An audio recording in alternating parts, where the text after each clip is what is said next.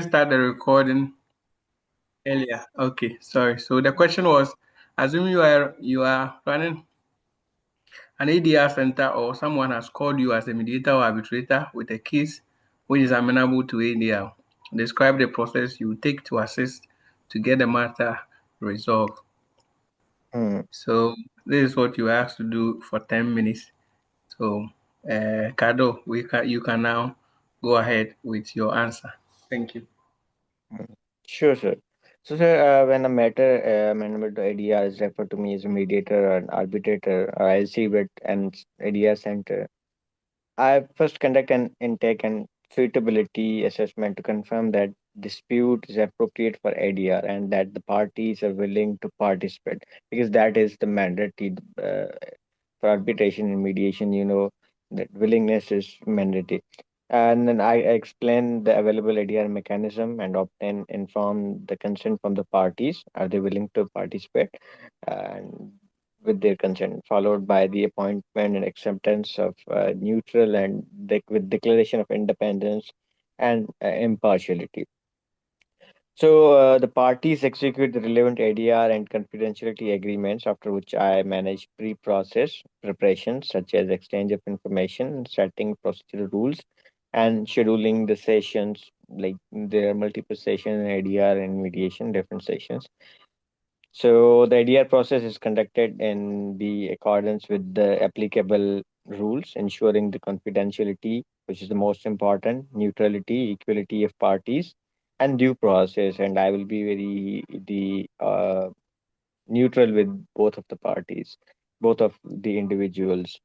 So in mediation, I facilitate the structured dialogue and negotiations to assist the parties in reaching voluntary settlement, while in arbitration, I conduct the hearings, receive evidence, and render a reason and binding arbitral award. The process concludes with the proper documentation of the outcome and communication to the parties, and post process follow up to ensure the closure and compliance. So that's it from my side. Okay, thank you, Kado. Mention the next person's name. Choose the person to go next.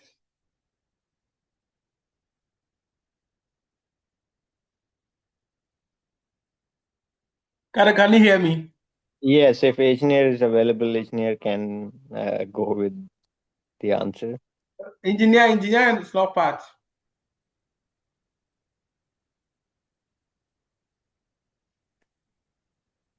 Kado, can you hear Engineer me? said, Yeah, "Ye- engineer is not part. okay, engineer is not. Then the Victor.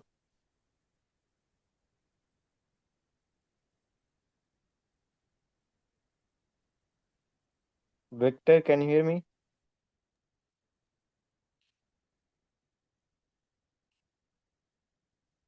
Hello, Victor. Please, you are next. If you can hear us. Hello, Victor.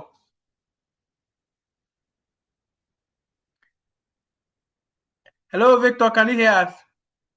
Okay, if Victor can you hear us, Thomas, please go ahead with yours.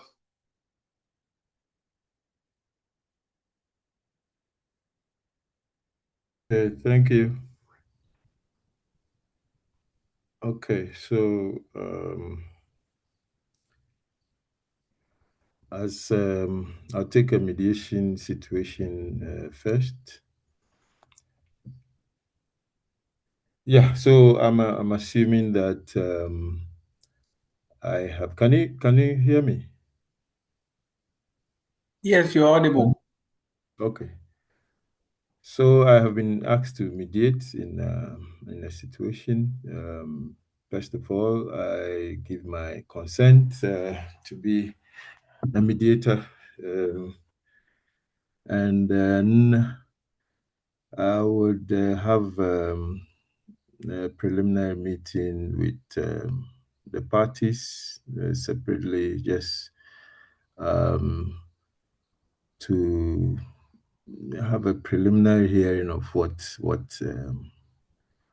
their issues are, But basically, to explain, once I've accepted, explain, the mediation process to them, and get their consent, explain the nature of the process, the confidentiality, the neutrality of the mediator, and the fact that I assured them that I'm going to be a very neutral mediator to see their issue through. Then formally, at an opening session, we will have a collective meeting, both parties together. We'll set the ground rules, explain the process to them again, and require their collaboration and their decency in participating in the process. And clarify my role as a neutral mediator. The next phase, I would ask each of them to explain their side of the case, what their claims are, what their stories are. So this phase is just to hear them out. After this phase, when they've told their stories, will help them to identify the main issues that are bringing the conflict between them. Once I have facilitated that process, they have identified the issues, we will move into a substantive exploration of their interests, what their interests are, and try to let them understand that at this stage they should move away from their entrenched positions and look more at what their interests are in the matter, and explain to them that that is a way of ensuring that we move the process forward rather than holding on to their entrenched positions. Once we've identified what their real interests are, then of course we move to helping them or facilitating the process of discussing the viable options that that are available to them, and which ones or which of the options they think will work for both of them. Of course, here they would have to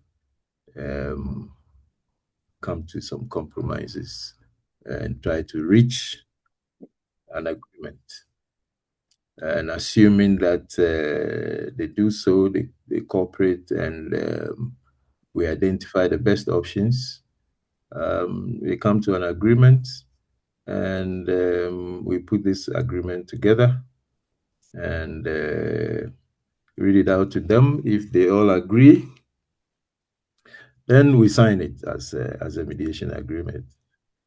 And yes, at this point, we can close the session if they all agree to the terms that we have arrived at. I'll have to say that during the process, if there's the need for us to have separate caucuses, if there's the need, we will do that. If there's no need, then we would have moved straight to arriving at a mediated agreement. And they sign the agreement, and that will be the end of the mediation process. I mean, this is a brief outline of the process. In a real process, it could be more detailed than this. So, Okay. That'll be that for the mediation. Okay. Maybe we can look at the arbitration later after everybody else has Okay. had a turn. mediation. Thank you. Sure. Thank you. Great. Let's move on to Samuel Aite.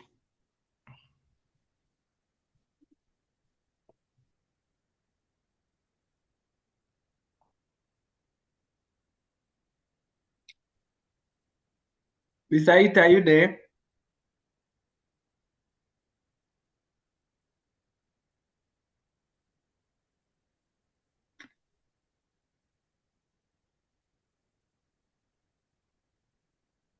Hello, Mr. Aite.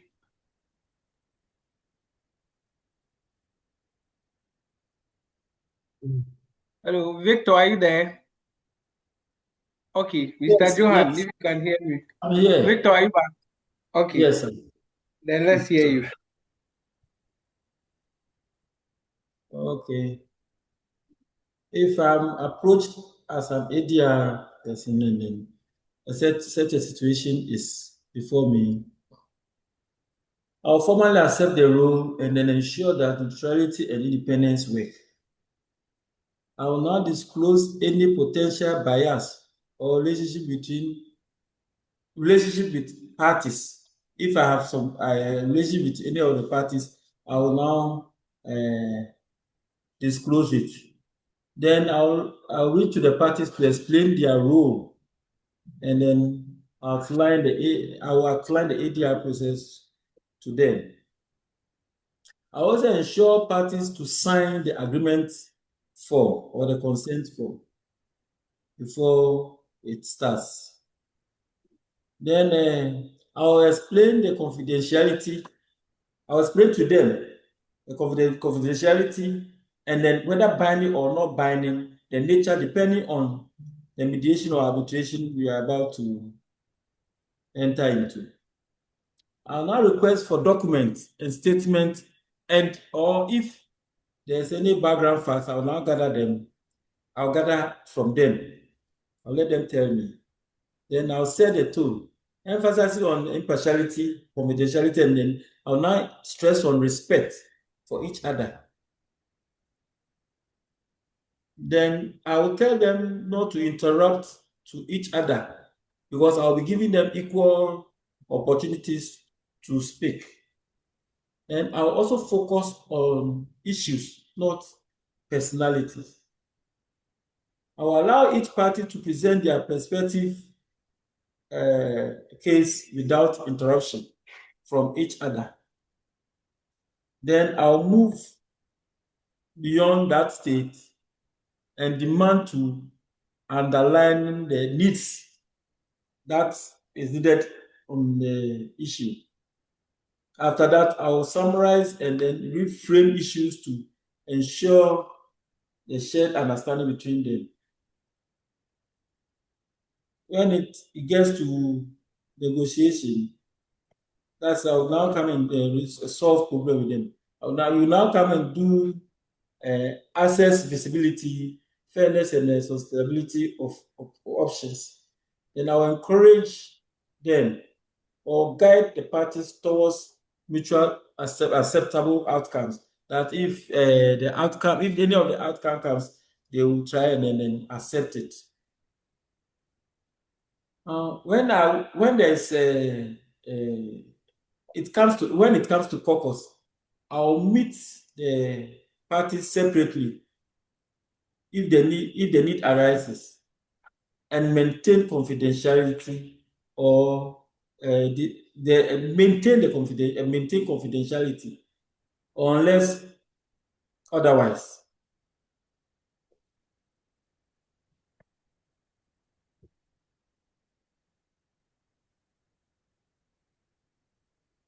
When it comes to filing of the mediation or in settlement, you can file when it comes to filing to court or enforcing the arbitration or awarding the binding and then enforceable this thing. I will now, excuse me, no, ignore that, and then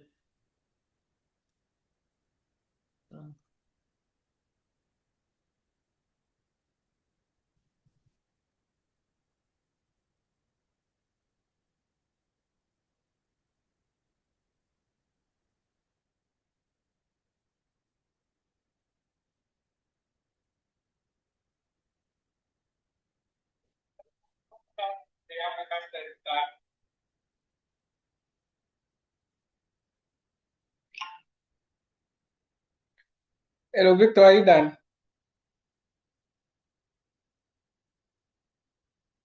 Hello, Victor. Can you hear us?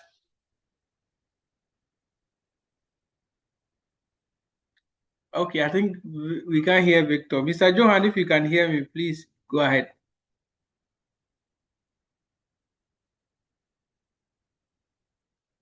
Okay.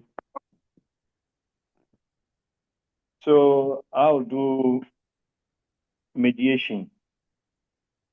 Okay. So we start with the initial contact with the people after receipt of the request. So after receiving the request to mediate, I'll proceed to gather information about the dispute and the parties involved. And then we also assess whether the matter is suitable for mediation. Then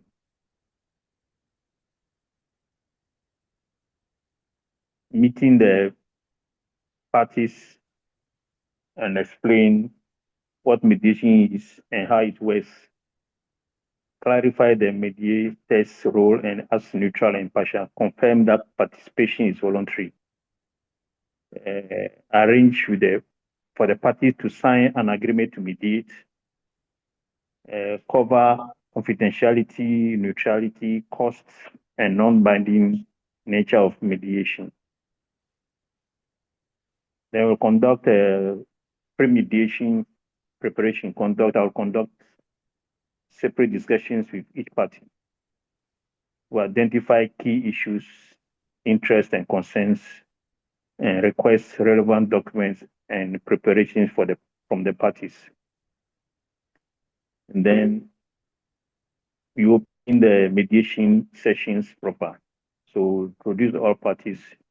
I will explain the process, ground rules, and expectation, and emphasize respectful communication and confidentiality. This will be stressed. That awesome.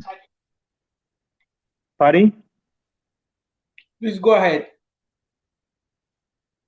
I will emphasize that communication should be respectful, that no foul language, no intimidation should take place, especially if the assessment is said that there's a power play involved. Okay, so we'll try and make it such that whoever is disadvantaged in power play will have their fair opportunity under the process. Okay. Then I'll allow each party to present their issues without any interruption and take whatever notes I need to take and identify and clarify the issues that dispute. Then I'll also facilitate the discussion between the parties to explore the underlying interests and concerns and clarify the understandings. And then I'll manage the communication between them as they put across their points. If there need be, then we can go into caucus with each party if the need arises. Okay. And to conclude the sessions, we will assist the parties to agree on the possible solutions that they would have come up with. Because normally during the caucus, you point out to each party the options that they have in the dispute. And then during the caucus, you also make each party understand the implications of their stand, especially if a party is being intransigent in their stance, so that this can help them understand each other better, so that we can lead to a resolution of the dispute. Okay, so we support the negotiations towards the mutually acceptable outcome. After, if everything goes well and an agreement is reached, then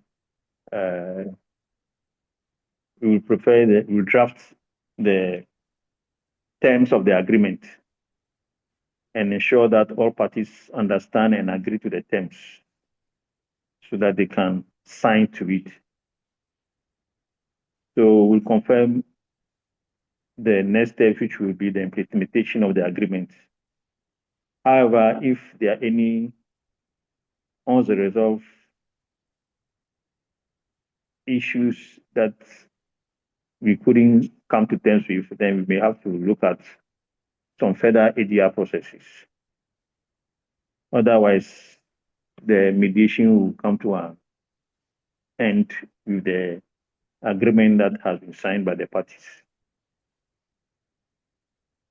That's my write-up. Okay. Thank you. Pastor Joshua, are you there?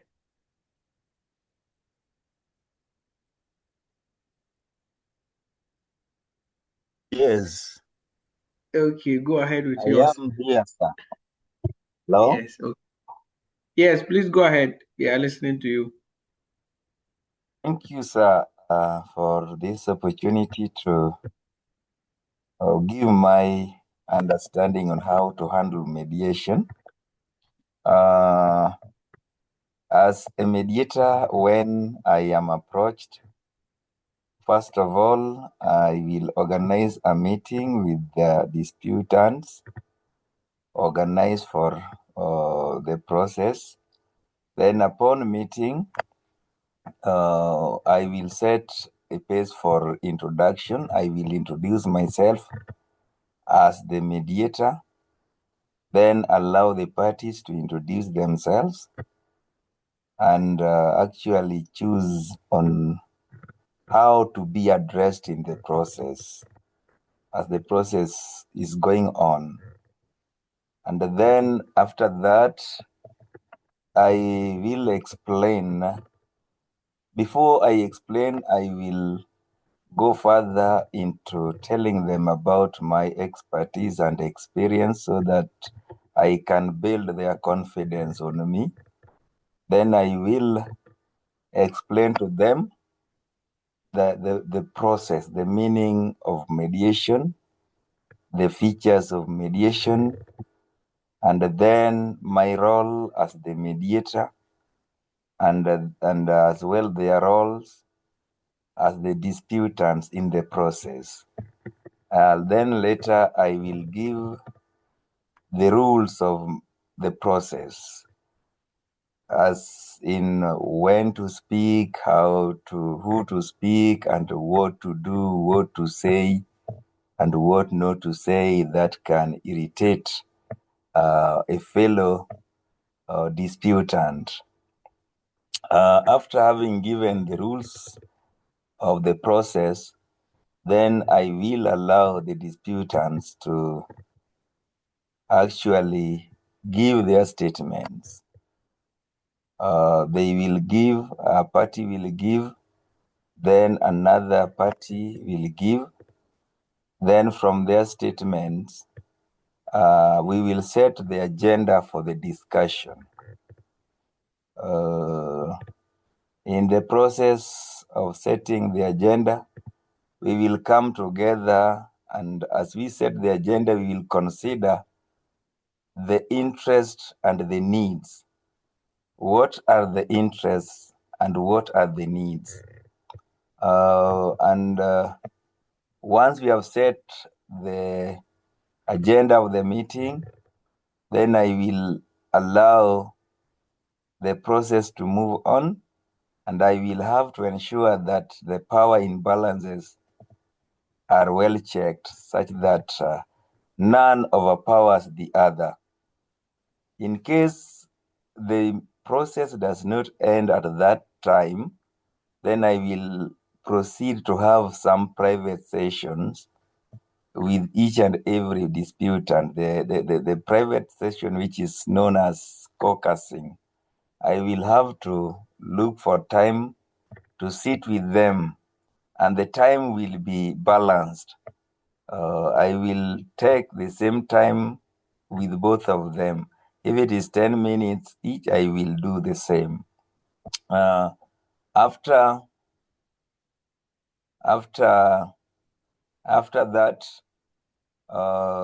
we then come again in a joint session. If all goes well and agreement is reached, I will bring them into signing agreement. And prior to that, there is a process that I bypassed then. After the introduction and the explanations, before they make the opening statement, I will request them to sign the mediation agreement to show that they have accepted to be mediated. And that is after which the opening statement and all the rest will follow.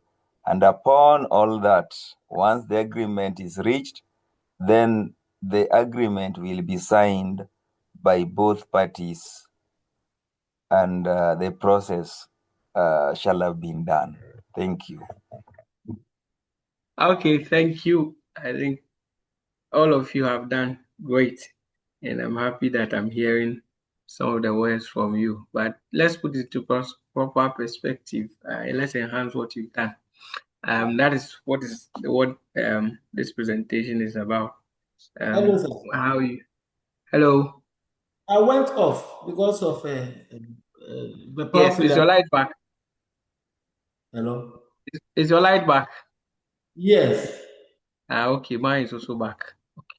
We have light off because it's raining here. In fact, Okay, then the rain, as for here, it has passed, so it stopped raining. Okay. All right, so you don't worry, let's move on. So the question was, assuming you have a center. So when you have a center, the way you treat a case is different from when you as an individual. So you could have taken it from having a center, which will be an institutional mediation or arbitration. And if you don't have a center, it could have been an individual running the mediation for the party. So it can be an ad hoc mediation. So depending on how the parties want it.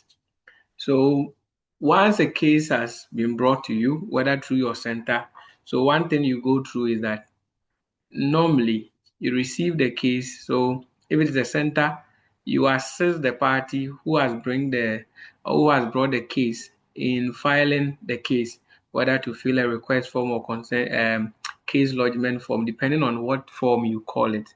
So the person will file their case. So this one, it was you have been called. So once you have been called upon, you direct the person to file the case properly. That is what's supposed to happen.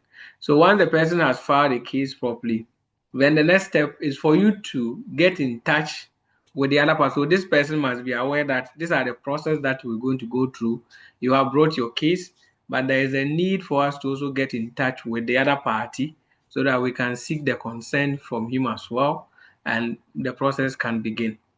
So once you call the other party, so per Ghanaian law, you can call on phone, you can send an email, you can do telex, fax, and all that. If the person accepts, then it means that mediation has commenced. If it is mediation, the same way in arbitration takes a different turn. If it is an arbitration, one person has to file. If it is if they don't even have if they don't have any arbitration agreement, then you have to manage the process. You will get in touch with the other party and inform the other party about the intention of the other person to go for arbitration, although there is no agreement between the parties and why that is feasible. Based on that, the parties will now come and meet you where they will sign what you call submission agreement to go for arbitration, and they can agree and appoint you as the arbitrator to assist them to resolve the matter. So that will also take a different turn. So these are some of the things that I was expecting you to bring to bear. So if it is mediation, going on with the mediation, Once you call the other party within 14 days and you get in touch with the person, and the person say that, yes, I am ready to go for mediation, or within 14 days you don't hear anything, within 14 days if you don't hear anything, then the person has declined, then you inform the other party that you call the person and this has been the outcome, so that it won't be like, well, I brought my matter to you and I have not heard anything from you. Let the person know the processes when the person even gets in touch with you, whether with you or your center. Let the person understand that in mediation, this is what happened.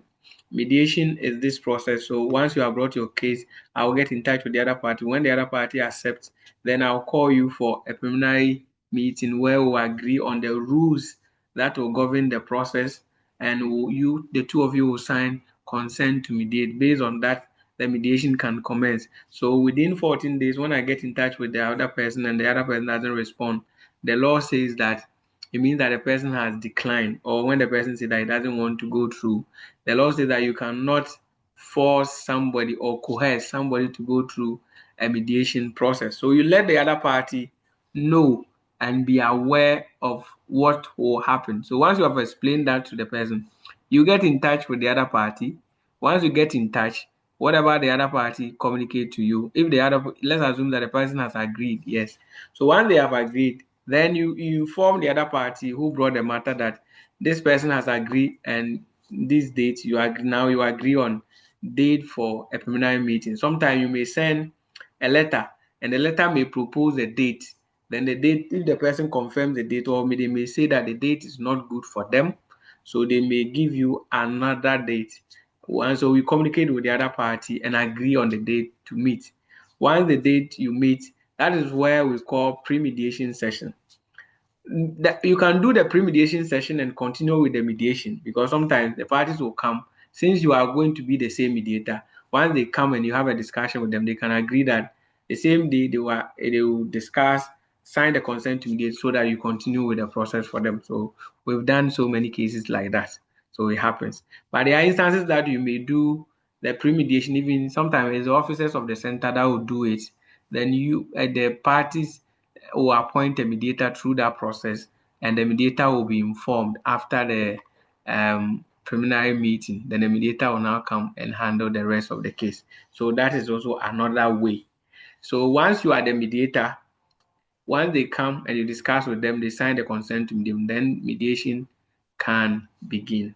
So once mediation begins, then you, the mediator, will now assist in facilitating the process. So first, if it is even the pre-mediation, still you need to give an opening statement. Your opening statement is very important. You welcome them. You tell them why you have met them, that one person brought an issue, then you call the other person to confirm, and that today you want them to look at the issues and see whether or not they want to go through mediation process. And the mediation process, they need to confirm that they want you to be their mediator.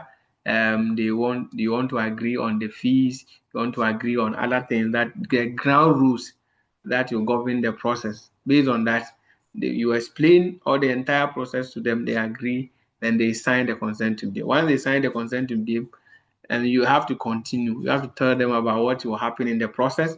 So mediation is a structured a process where I, as the mediator, is going to ask you in turn to tell me your side of the story. I'm going to hand the baton to you. Tell me.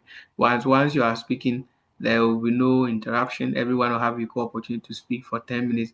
Tell me your side of the issue.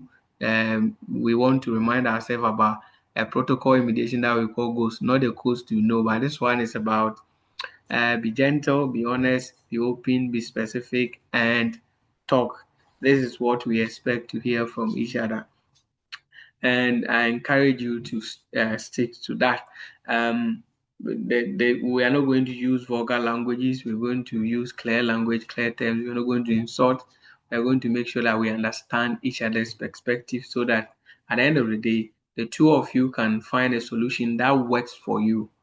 I am not a judge, and so I will encourage that no one tries to persuade me. I am impartial and I'm neutral. I am not going to side with anyone. I am only going to assist the two of you to find a solution that works for you. So having said all these things, then you tell them that All these things that I've said have been captured on the consent to mediate, so you may read and sign. They read, they sign, the process goes on. So now that we have finished with the my opening statement, which is part of the preparation stage in mediation, we have a preparation stage, we have the uncover stage, we have the storytelling, that's the uncover stage or storytelling. Then we have where we search for solutions. Then we seek to explain what the solution is about. Then we can find a conclusion to or a closure to the discussion. So based on that, we're going to, these are the processes that we're going to run you through. So if you are ready, let's move on. So sign and we move on. So this is how take them through the mediation process. They sign and you ask each of them to give you their side of the story. And some of you brought it out where you create an agenda after they have spoken. So you create an agenda after they have spoken. After having created the agenda, then you discuss the agenda. The agenda will bring the issues. If you don't have an agenda, it will be back and forth, back and forth. Hey, what did you say? This person said no. So once you are able to gather the ideas and put them in agenda, we call it you have created teams for the discussion. It helps for you to have a focused discussion. So based on that, you can now assist the parties to discuss. Based on that, you can create options that the parties are suggesting. They are the one, when you bring the agenda, they will tell you what can help to make that agenda works. So those becomes the options. And once you are able to create the necessary options, you are able to get options that works for the parties that they see as their own.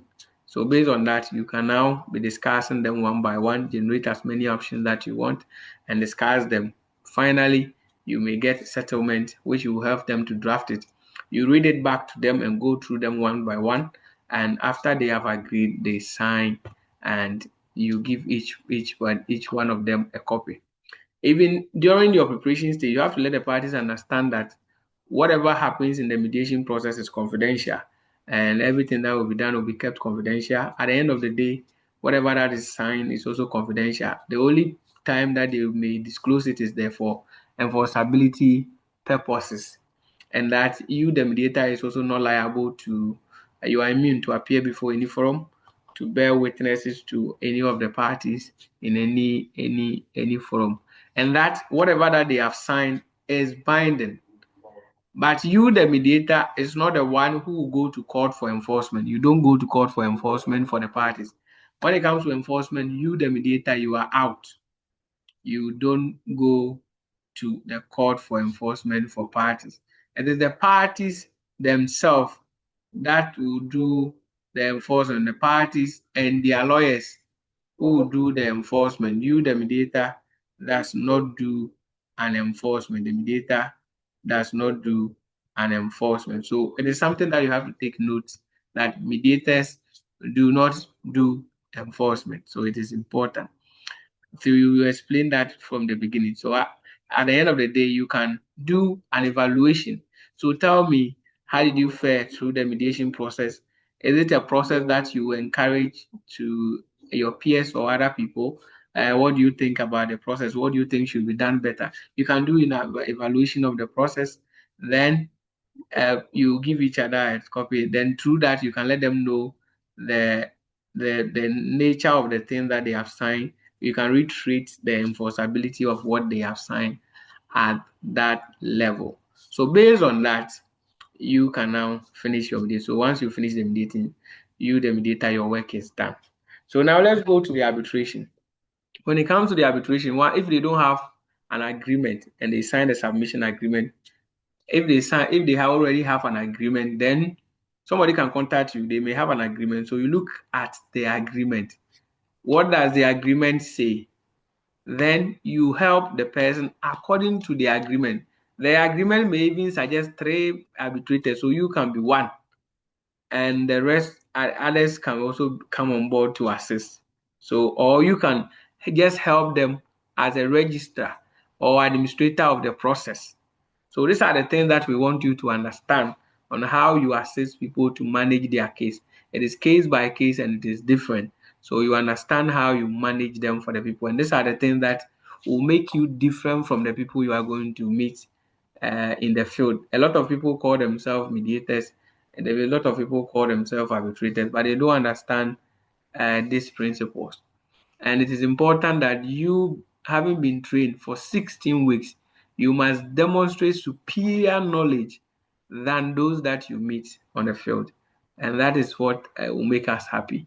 And that is what will make us proud. So, having seen the arbitration agreement, you initiate the process according to what the arbitration agreement is saying. If it is a submission agreement, what they have agreed and signed as submission agreement is what you use to initiate the process. Then, so you initiate the process depending on the rule. The rule may say that you must send notice of arbitration to the other party, and the other party will respond, or send a request. Then the request will be responded to. Then after the request, a preliminary meeting will be held. After the preliminary meeting has been held, when the tribunal has also been put together successfully, and the parties have confirmed, the parties will meet and agree on a timetable to run the process. So the timetable will depict when arbitration management conference will be done, when a hearing will be done, when a closing statement will be done, when they expect to give a final award. All these things will be done pursuant to the rule that is governing the process. All these are the things that you need to exhibit. Then you come to the arbitration process. If you are the arbitrator, you take the parties present their case. So claimant present their cases and their defenses, and if there is a need, if the parties agree that they were going to call witnesses, then the parties will now bring their witnesses. So during the preliminary stage, they will tell you the number of witnesses that they are going to bring. And if they want to use a witness statement, then it means that they are not going to bring physical witness, they are going to present a documentary of the witness statement. So once they present their witnesses or witness statements, then so claimant present their case, you take their evidence, they present their witnesses, and if the other party wants to cross-examine them, they cross-examine them, and after that they close their case. Then the other party also start their case, they bring their witnesses. If the other party wants to cross-examine, they cross-examine them, and they close their case. So arbitration is like court. So they cross-examine them and they close their case. Once they close their case, now it is time for them. Either the rules permit them to write closing statement or closing argument. In the court, they call it addresses. Addresses. So that is where, so you go to court and you hear them saying that, lawyer, write your address. The fact that they are telling them to write the address doesn't mean that they should write their house's address. No, the address is that this is, you have presented all your cases, and you know, and you now understand the nature of the case and the cases you have brought. The address will help you to punch loopholes in what your other party has presented with law and with various arguments to persuade the judge, and also to make sure that they will sway the judge into your favor. The same way the other party also bring law, decided cases, and other things to sway the judge into their favor. In arbitration, same thing happens. So they can tell you to bring closing submissions, where parties will now write closing submissions. So you can compare this party A closing submission, compare parties, the party B closing submission, fuse the two together, then you compare with laws and industry and practice. Based on that, you, the arbitrator, will come out and give your award. So once you give your award becomes binding. So one thing that is important for us to recognize, that award is not appealable. So when you are doing it, you make sure you do it well. So once, if you are having a difficulty, maybe in award, in evaluating the evidences and other things, that is where confidentiality is very important. So you can go and see a senior mediator in the system, a senior arbitrator, sorry, in the system, where you go and discuss what you have been able to do and the evidences that you have been able to gather. The person can help you to do the assessment and everything, and even help you to write the award, and you come and deliver. These are some of the things from the start you can do, be doing that.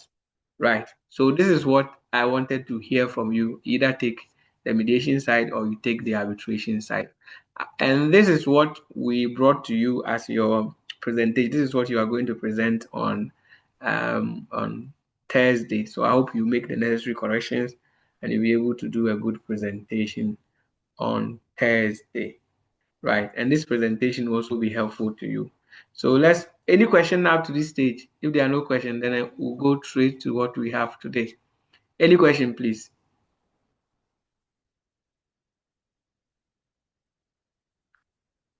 Any question? Are we clear on the processes?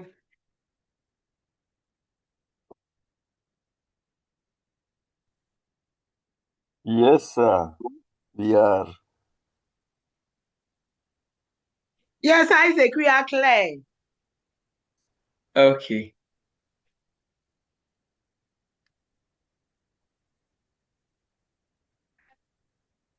Okay, so if you are clear, let's go on.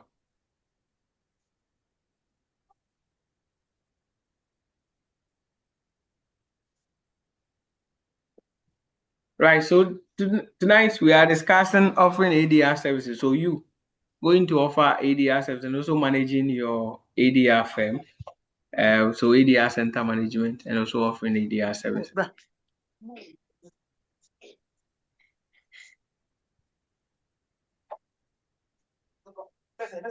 Oh, Jay.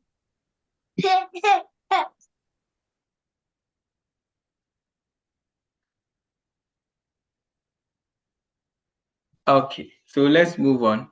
So offering ADR service. So this presentation is not, we are not saying go strictly with this, but it will give you an idea on what to do in the field.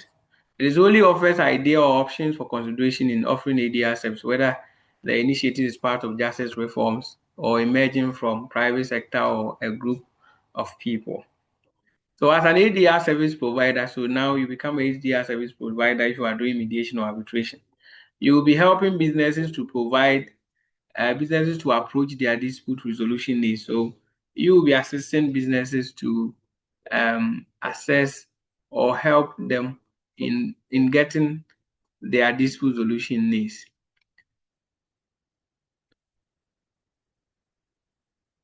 So ADR service provider as a negotiator, mediator, arbitrator, or other service provider in ADR is an area where people with marketable talent, experience, analytical ability, and communication skills can operate either as a sole professional or as part of a legal consultancy environment. So as having been trained as a mediator and arbitrator, you can act as a sole person. So you can decide to register your organization as a sole proprietor, which it will be you alone managing your center, or you can be part of a group of professionals where you can be working together as partners, or you can open a company limited by guarantee or limited by shares, depending on the nature of work that you want to use your services to do. So there is an important demarcation in the practice, however, that of the content versus process issue, and ADR practitioners are not different from this. So when it comes to any profession, there is a demarcation as to practice, the content versus the processes. ADR practitioners, you are not different from that. So what can you do as a service provider as having been trained? So you can also be offering training to people who need these services. We are training you, but we cannot train everybody in Ghana and Africa. People may also need you to offer certain kind of training, sometimes 2 days, sometimes 3 days, sometimes 5 days, depending on their needs. These people, want to understand maybe AD, I want to understand mediation. So can you come and do a training on that for us? This is something that you can do to assist people. So you can do training, you can develop the development of business dispute solution pathways for organization. So you can also look as a consultant, look at an organization and draft a dispute solution pathway for them. For instance, Bank of Ghana has a consumer recourse mechanism, which is a dispute solution pathway for banks. So if you are a bank and you have issue with a client, if you are not able to resolve it at your level, Then it goes to the Financial Stability Department, the complaint office within, for the resolution of the matter. So either they will resolve it through mediation, or they will use the law, which is facilitation. They can do adjudication or facilitation for you and tell you this is what you are supposed to do. So that is what happens in their system. Then we have, you can also serve as a mediator. So serving as a mediator, or serving as an arbitrator, or you can even serve as an administrator for a mediation process, or you can be a center director helping a certain ADR center. I think last year, World Bank advertised for a mediation officer, and if you are fortunate to get that position, you'll be a mediation officer within the World Bank, assisting them to do other things when it comes to workers, welfare, dispute among workers, and other things. These are some of the things that you can get in the system. Then developing dispute solution manual for organizations. So like ADR, you can also consult for maybe people who want to establish a dispute solution center. There may be chamber of commerces or associations who may want to develop a dispute solution manual for the organization and how they can do mediation, how they can resolve issues. You can assist them. Then also serving as an ADR officer for an organization. Organization may employ you as an ADR officer to assist them. Then also enrolling on a dispute solution board. For instance, when you come to Ghana, National Labour Commission has a dispute solution new trust that they enroll them, but you can be part of it based on your qualifications, and as and when they may call you for arbitration or mediation. And while now they have appointed a new executive director, so it is envisaged that if we are lucky, we are going to have enrollment where they are going to ask people to come and register with the center to have a register of mediators and arbitrators. And you can also start establishing your own center. So depending on how you want to go, you can establish your own center either as a sole, as a partnership, as a company limited by shares or guarantee, depending on you, the individual. So types of ADR setup. So you can go as a solo, as I mentioned. That is sole proprietor. You can go as partnership, so you can partner with people. Partnership comes in different form, either partnership proper or partnership to open a company limited by shares or company limited by guarantee. So, for instance, AFCOD was established by a group of individuals. We are five. We are five in number. So that is how it works. Then we can be public company. It can be additional service public. So sometimes it can also be an added service in an agency. So you can be an individual, maybe within your country. Your country can employ your services to assist them to enhance their maybe court annex mediation or court private mediation services within your country. When you go to for instance, there are a lot of countries that ADR is not fine, especially in some of the Francophone countries, I think Togo or something. ADR is not really working really there. Somebody can take it up, look at their system and see how they can assist them in coming up with the. So once you are set yourself to do this, there should be a legal guidelines for you. You don't just do anything you want. So once you get into the field, you must know that the case, as I indicated to you. So if you look at the question I give is, I initiated that the case is what? Amenable to ADR. So you have to know that this case, that is why you were taken through paralegal as well. So you must know what is criminal case, what is civil case. So whether or not a case is suitable for ADR, it is very important and critical so that as an ADR practitioner, a mediator or arbitrator, you don't go and meddle in certain things that will give you trouble. So if you're a paralegal, know that this one I'm practicing as a paralegal, I don't go as a mediator or arbitrator.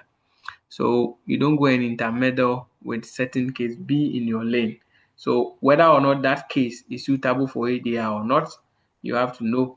Then whether or not a claimant or plaintiff has authority. So somebody may come to you, somebody may come to you and say that, oh, we have this, we have this, we have that. But by the time you see the agreement, you realize that that person do not have a capacity to even initiate the process.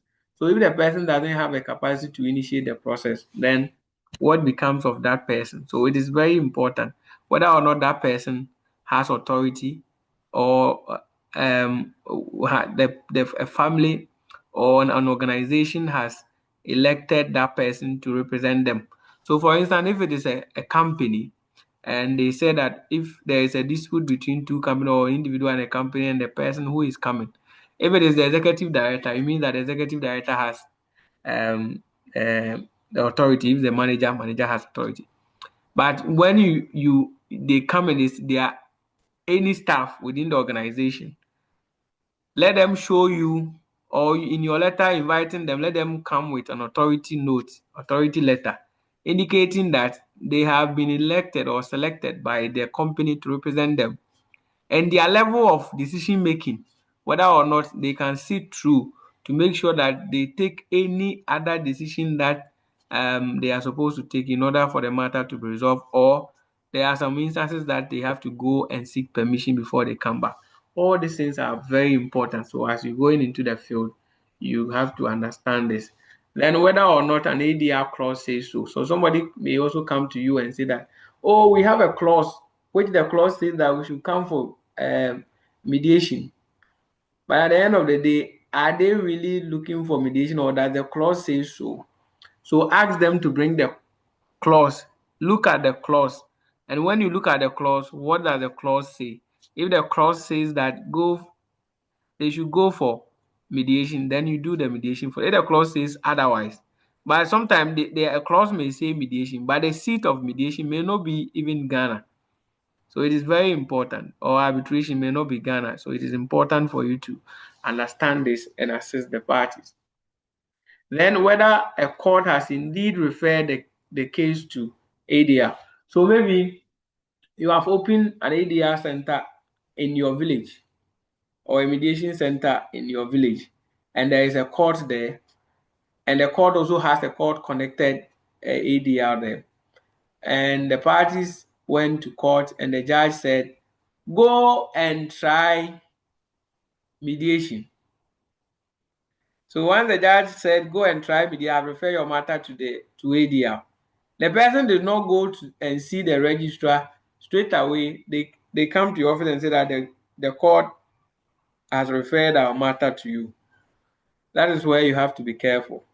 If the court has referred a matter to you, the registrar will contact you. And if they have to bring you the docket, they will bring you the docket. So, or if the party is insisting that the matter has been referred to your center, you can also write to the registrar of the center. Every administrator of the court is the registrar. You can write to the registrar seeking information as to whether or not they have referred any matter to your center for resolution. If it is yes, they will tell you and give you the necessary docket for you to handle the matter. So don't rush yourself into certain matters. If not, you get into trouble. Managing disputants to consent to mediate, arbitrate, or this entails invitation and clarification to parties. So you must also ensure that you follow all the legal processes that has been outlined. Sometimes a clause in the contract have outlined how the processes should be conducted and how neutrals are supposed, whether mediator or arbitrator, is supposed to be appointed, and how they are supposed to accept or consent to the process. So it has to be back and forth to make sure that the parties understand what is happening and they agree that all the procedures has been followed correctly. So knowing the provisions of the Alternative Dispute Resolution Act is very important. Ghana is the Act 798 of 2010. In Kenya, if you look at Article 159 of their constitution, in Nigeria is the Arbitration and Mediation Act 2023. It is very important for individuals in this field to make sure that you understand these provisions in the law within your country. So if you are in Kenya, satisfy yourself with the laws that are in Kenya concerning mediation, concerning arbitration, concerning ADR, so that you don't do things that will not be accepted in law. So it is important for you to recognize that. So in Ghana, you look at Section 5 talks about initiating arbitration process. Section 63 talks about initiating mediation process. Section 64 talks about a court referral to mediation. Section 12 talks about the qualification of an arbitrator.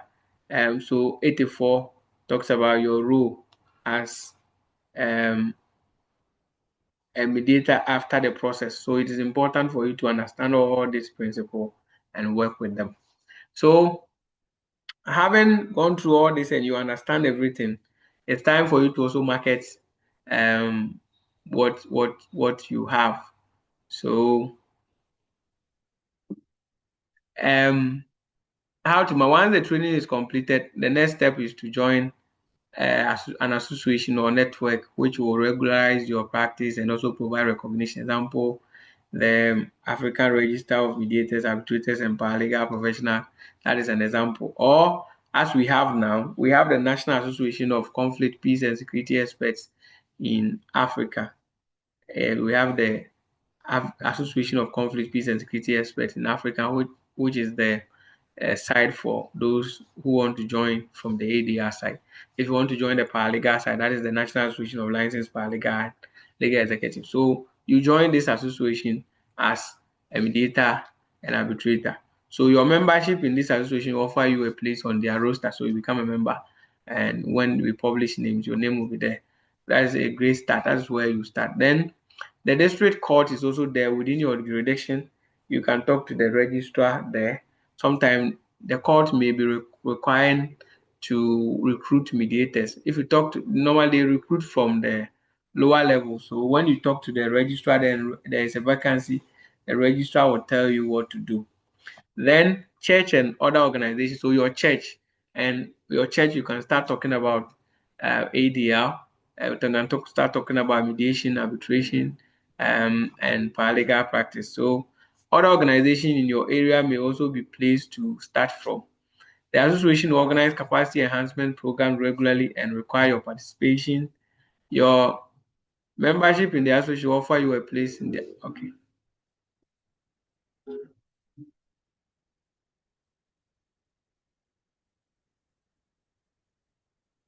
So once the credentials are acquired, it is time to think about how to market your ADR practice. As with marketing any business, it is better to start with what you know. So master what you know and let people know what you know. So although there are people who study ADR and go directly into the business, there are also few far between. Most solo or small practitioners already have some area of client expertise or clientele that they have already established that they can also introduce these new skills to. Sometimes you are already in a different field that you have acquired these new skills you can introduce to your client that you already have. The ADR practice should be a natural outgrowth of this area. So your practice, it should be a natural outgrowth. It's not something that you rush into. It should be gradual, natural. So ADR practitioners and lawyers should consider employment mediation or look into agencies that deals with employment issue. Labor mediators or arbitrators can affiliate with government agencies that handle labor disputes. So you can those who are interested can affiliate with the National Labour Commission. But as to we have people who join, but as to whether or not you get a case, that is where the issues has been. So the rule is that start with what you know and let everyone know you know or let everyone you know become aware of the fact that you are now an arbitrator or a mediator. So let them know that, oh, now I can do mediation, I can do arbitration. Let them know that you know. Another way to attract clients is to join private mediation or arbitration panels. So sometimes there may be a panel, you yourself, your group can also begin to see yourself as a panel, start doing discussions online and other things. And sometimes when you see free webinars, free trainings and other things, attend some. And this is not the final place. be attending. You get WIPO normally organize free webinars. You can follow them and join. There are a lot of firms that we have been also been organizing free webinars. Last week we organized one free webinar. In six next week we are going to organize a free mediation training. So these are the things that you join. You meet people, different people, then you network. So we join panels. So sometimes you may see the program. You may also apply that, oh, having had my training from AFCOT, I want to be given opportunity to be part of the facilitators on this program. For instance, the upcoming mediation training. Oh, okay, I can do this presentation. Can I get the opportunity? These are the things that you can. So be on panels. So being placed on a panel is just the beginning of the process. However, one still has to market oneself in order to receive cases. Because I am on a lot of people's website, but I have not received any cases from there. When you go to Nigeria Settlement House ADR Center, you go to, I'm part of their neutrals and facilitators. If you go to Comprehensive Mediation Services in Australia, part of their neutrals.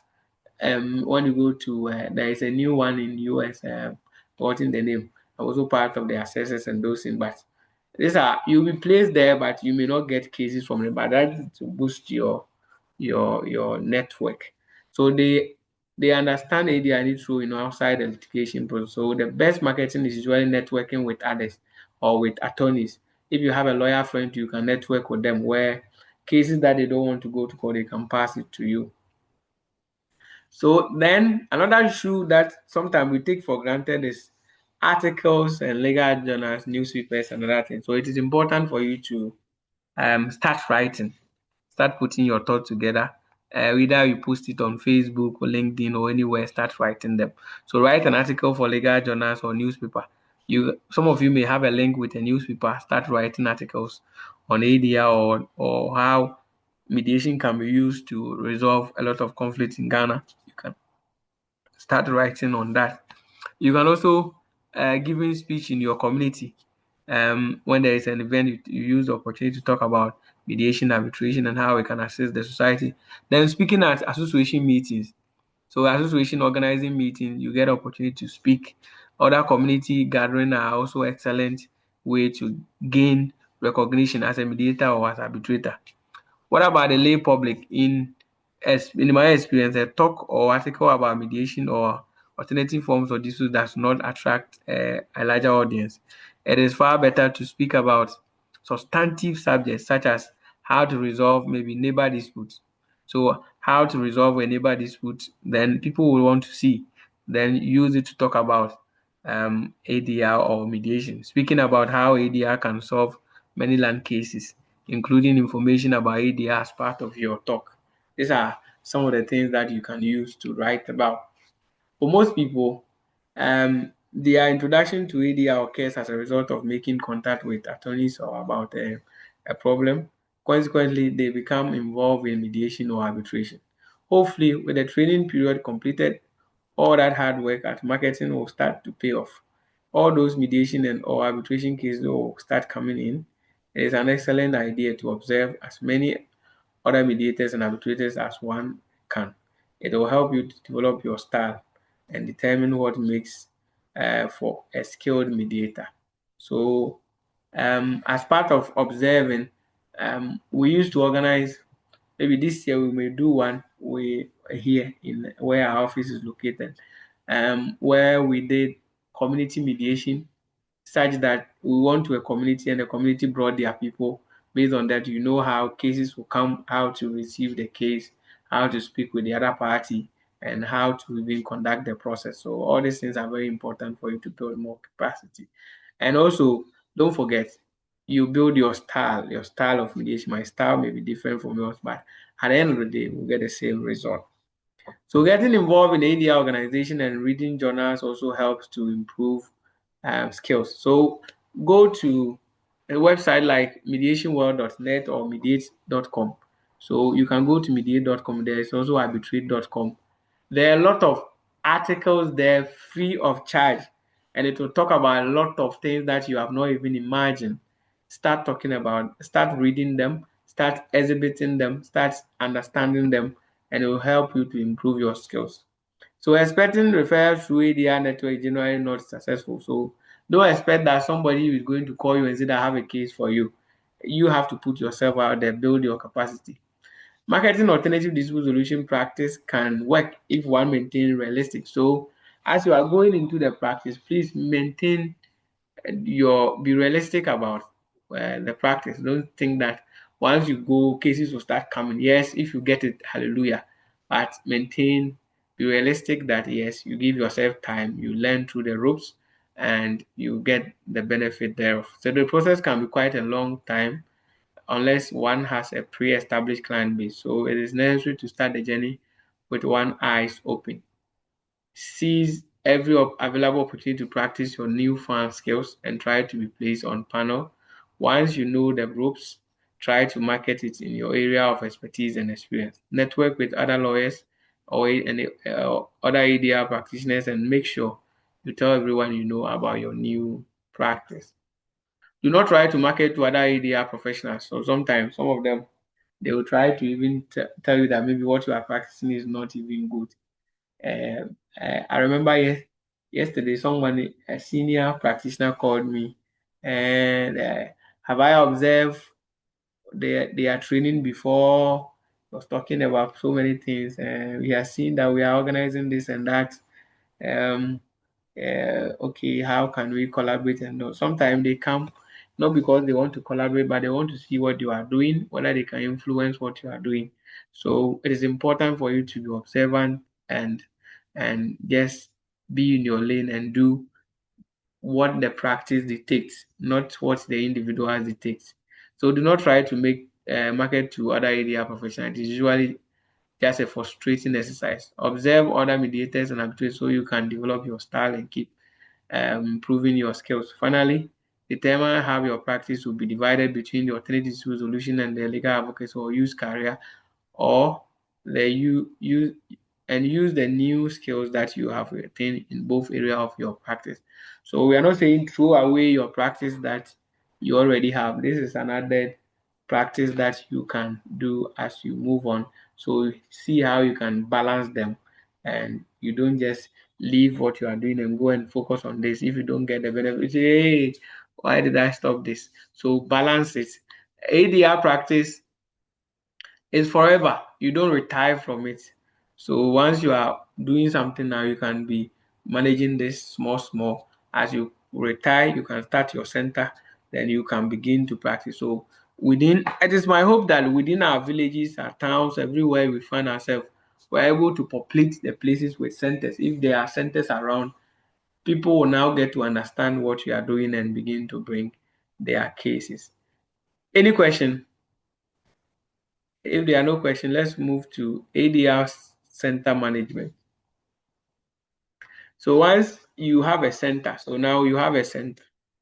So ADR centers are supposed to serve as tools that empower people in conflict to be judges in their own case through the neutral role of the center and its officers. So your center is there to play a neutral role to assist people in conflict to resolve their matter. So your center is supposed to provide the avenues that will empower people to resolve their own case.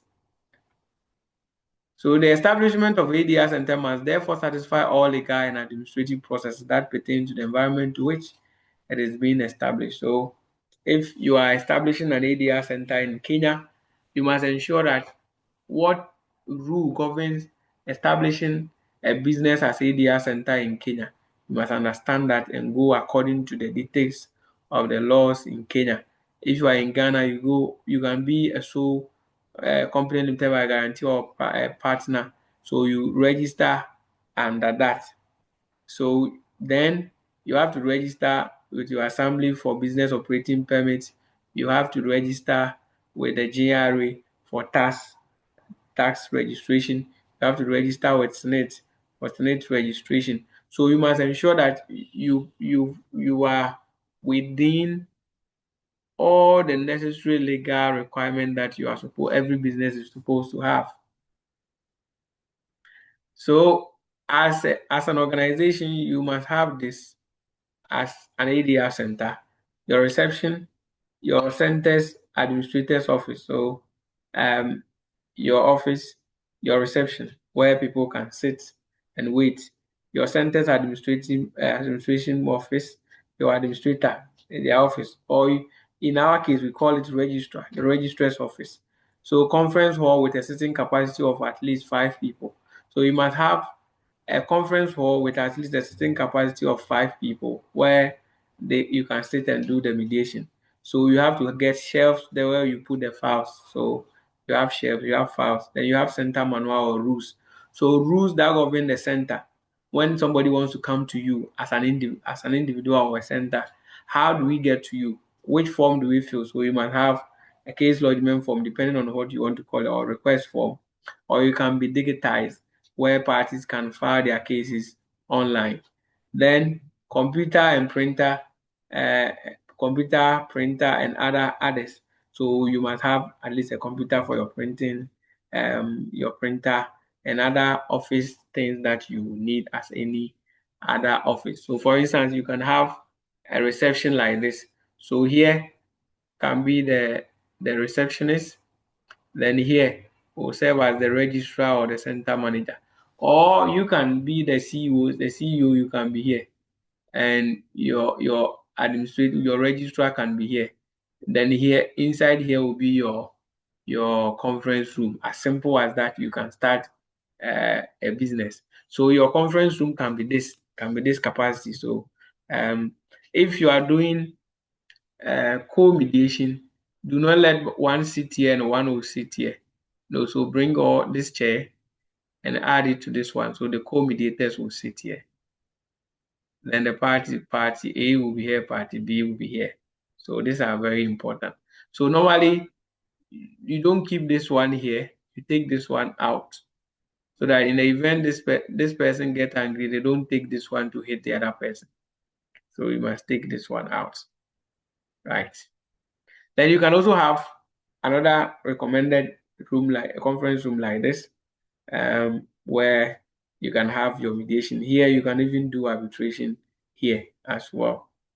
Then you can have another suitable place like this, where you can, this one has microwave, has fridges, and other things, some sophisticated office for you where you can have your case.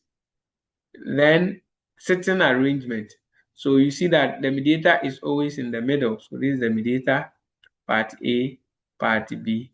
The same way when it comes to arbitration, the arbitrator, part A, part B. So that in the event someone gets angry, you, the mediator or the arbitrator, becomes the punching bag. So you save them, save the other party. So you are the refuge. So you protect them.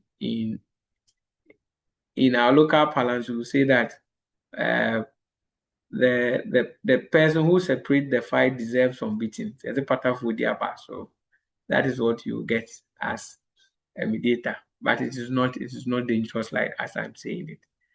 Then a place like this is not suitable for mediation. So you don't go for mediation and you, the mediator, will be sitting here and the party A is here, party B is here, but no, it is not. This can be at your reception. This can only serve as a reception, not a place for mediation. Then this place too, this is a place, I think, a Sherman ADR Center, which is not a good place. So see where the mediator is. One party is here, another party is here. What if this person slaps the woman from the back? What will happen? So this is also not good for mediation setting. And we discourage people from setting up a center like this. So please take note of that. Let it be, it can be small, but very presentable. They could have rearranged this room to make it nicely. Now we come to the case management. So case management is an essential part of achieving that quality experience you want your service users to have as a provider. So case management is a dynamic process that assesses, plans, implements, coordinates, monitors, and evaluates to improve outcomes, experience, and value. How do people come to you? So as a service provider, or as a consultant, as an office, or as an individual practitioner?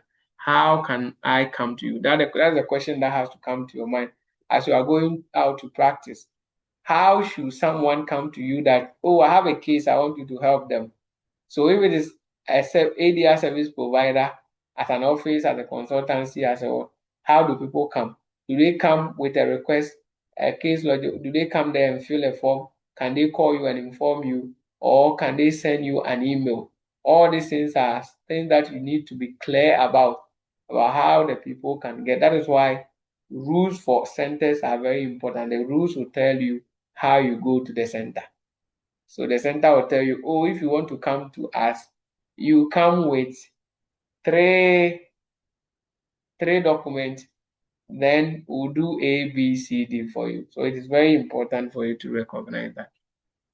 So we have ad hoc referrals. That is one. Ad hoc means that they are not going to use a particular center, but they can appoint anyone to assist them.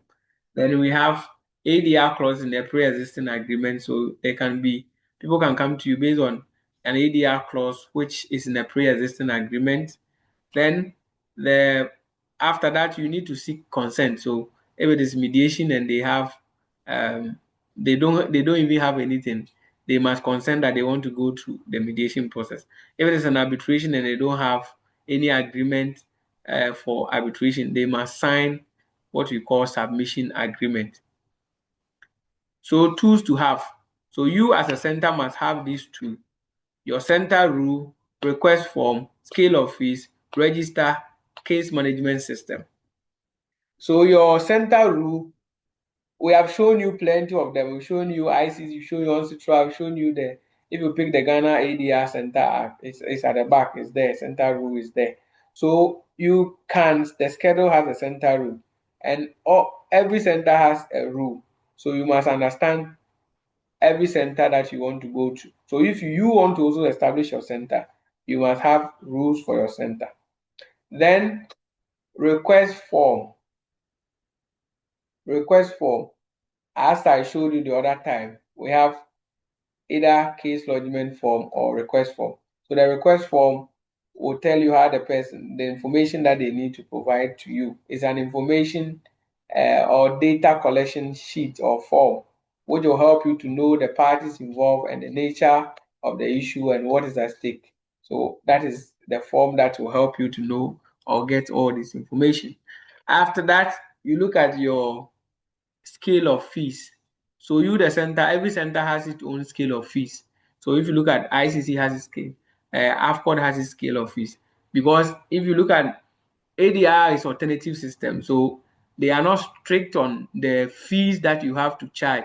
Fees are negotiable. So the center can do your scale of fees. When the people come, you show to them if they are able, they do it. So it's not strict like the way they will restrict lawyers to charge and certain, unless maybe an association set up a scale of fees for its members that members are supposed to charge this. If not, you can. But when it comes to ADR, mostly the centers has their own scale of fees that they charge the people. Then register. I remember one of the people that we trained called me and said that she was going to do mediation and how should they charge it. So I discussed the fee with her. I said, oh, the amount involved is like 30,000. 30,000, you can charge about 5,000 so that you can assist the parties. So and you must let them know that the 5,000 you are going to meet them for maybe 4 sessions, and after that they may have to pay another amount. Then we have case management. So you have register. So there must be a register. So the register means you must have a register neutrals for mediators. So a mediator, a register for mediators, register for arbitrators, at your center where parties come, and if it is mediation, you can select maybe 5 people and give it to the party so that they can take maybe 3 that they want. Then the like ones becomes the mediator. If it is arbitration and they are supposed to select the arbitrators, you can do same for them so that they can select. So you must have a register at your center. Your center must have a register. Then case management system. Case management system is not something or something difficult as you hear the name. Case management system simply means you can have a book, Excel sheet, to just simply shows that this is how cases come. So this case came, and the case was maybe a mediation case. The nature of the case was about this labor dispute mediation. When did you receive the case? You put the date. When did you have your pre-mediation? You state date. When did you have your first sitting, second sitting, third sitting? Was the matter resolved? Yes.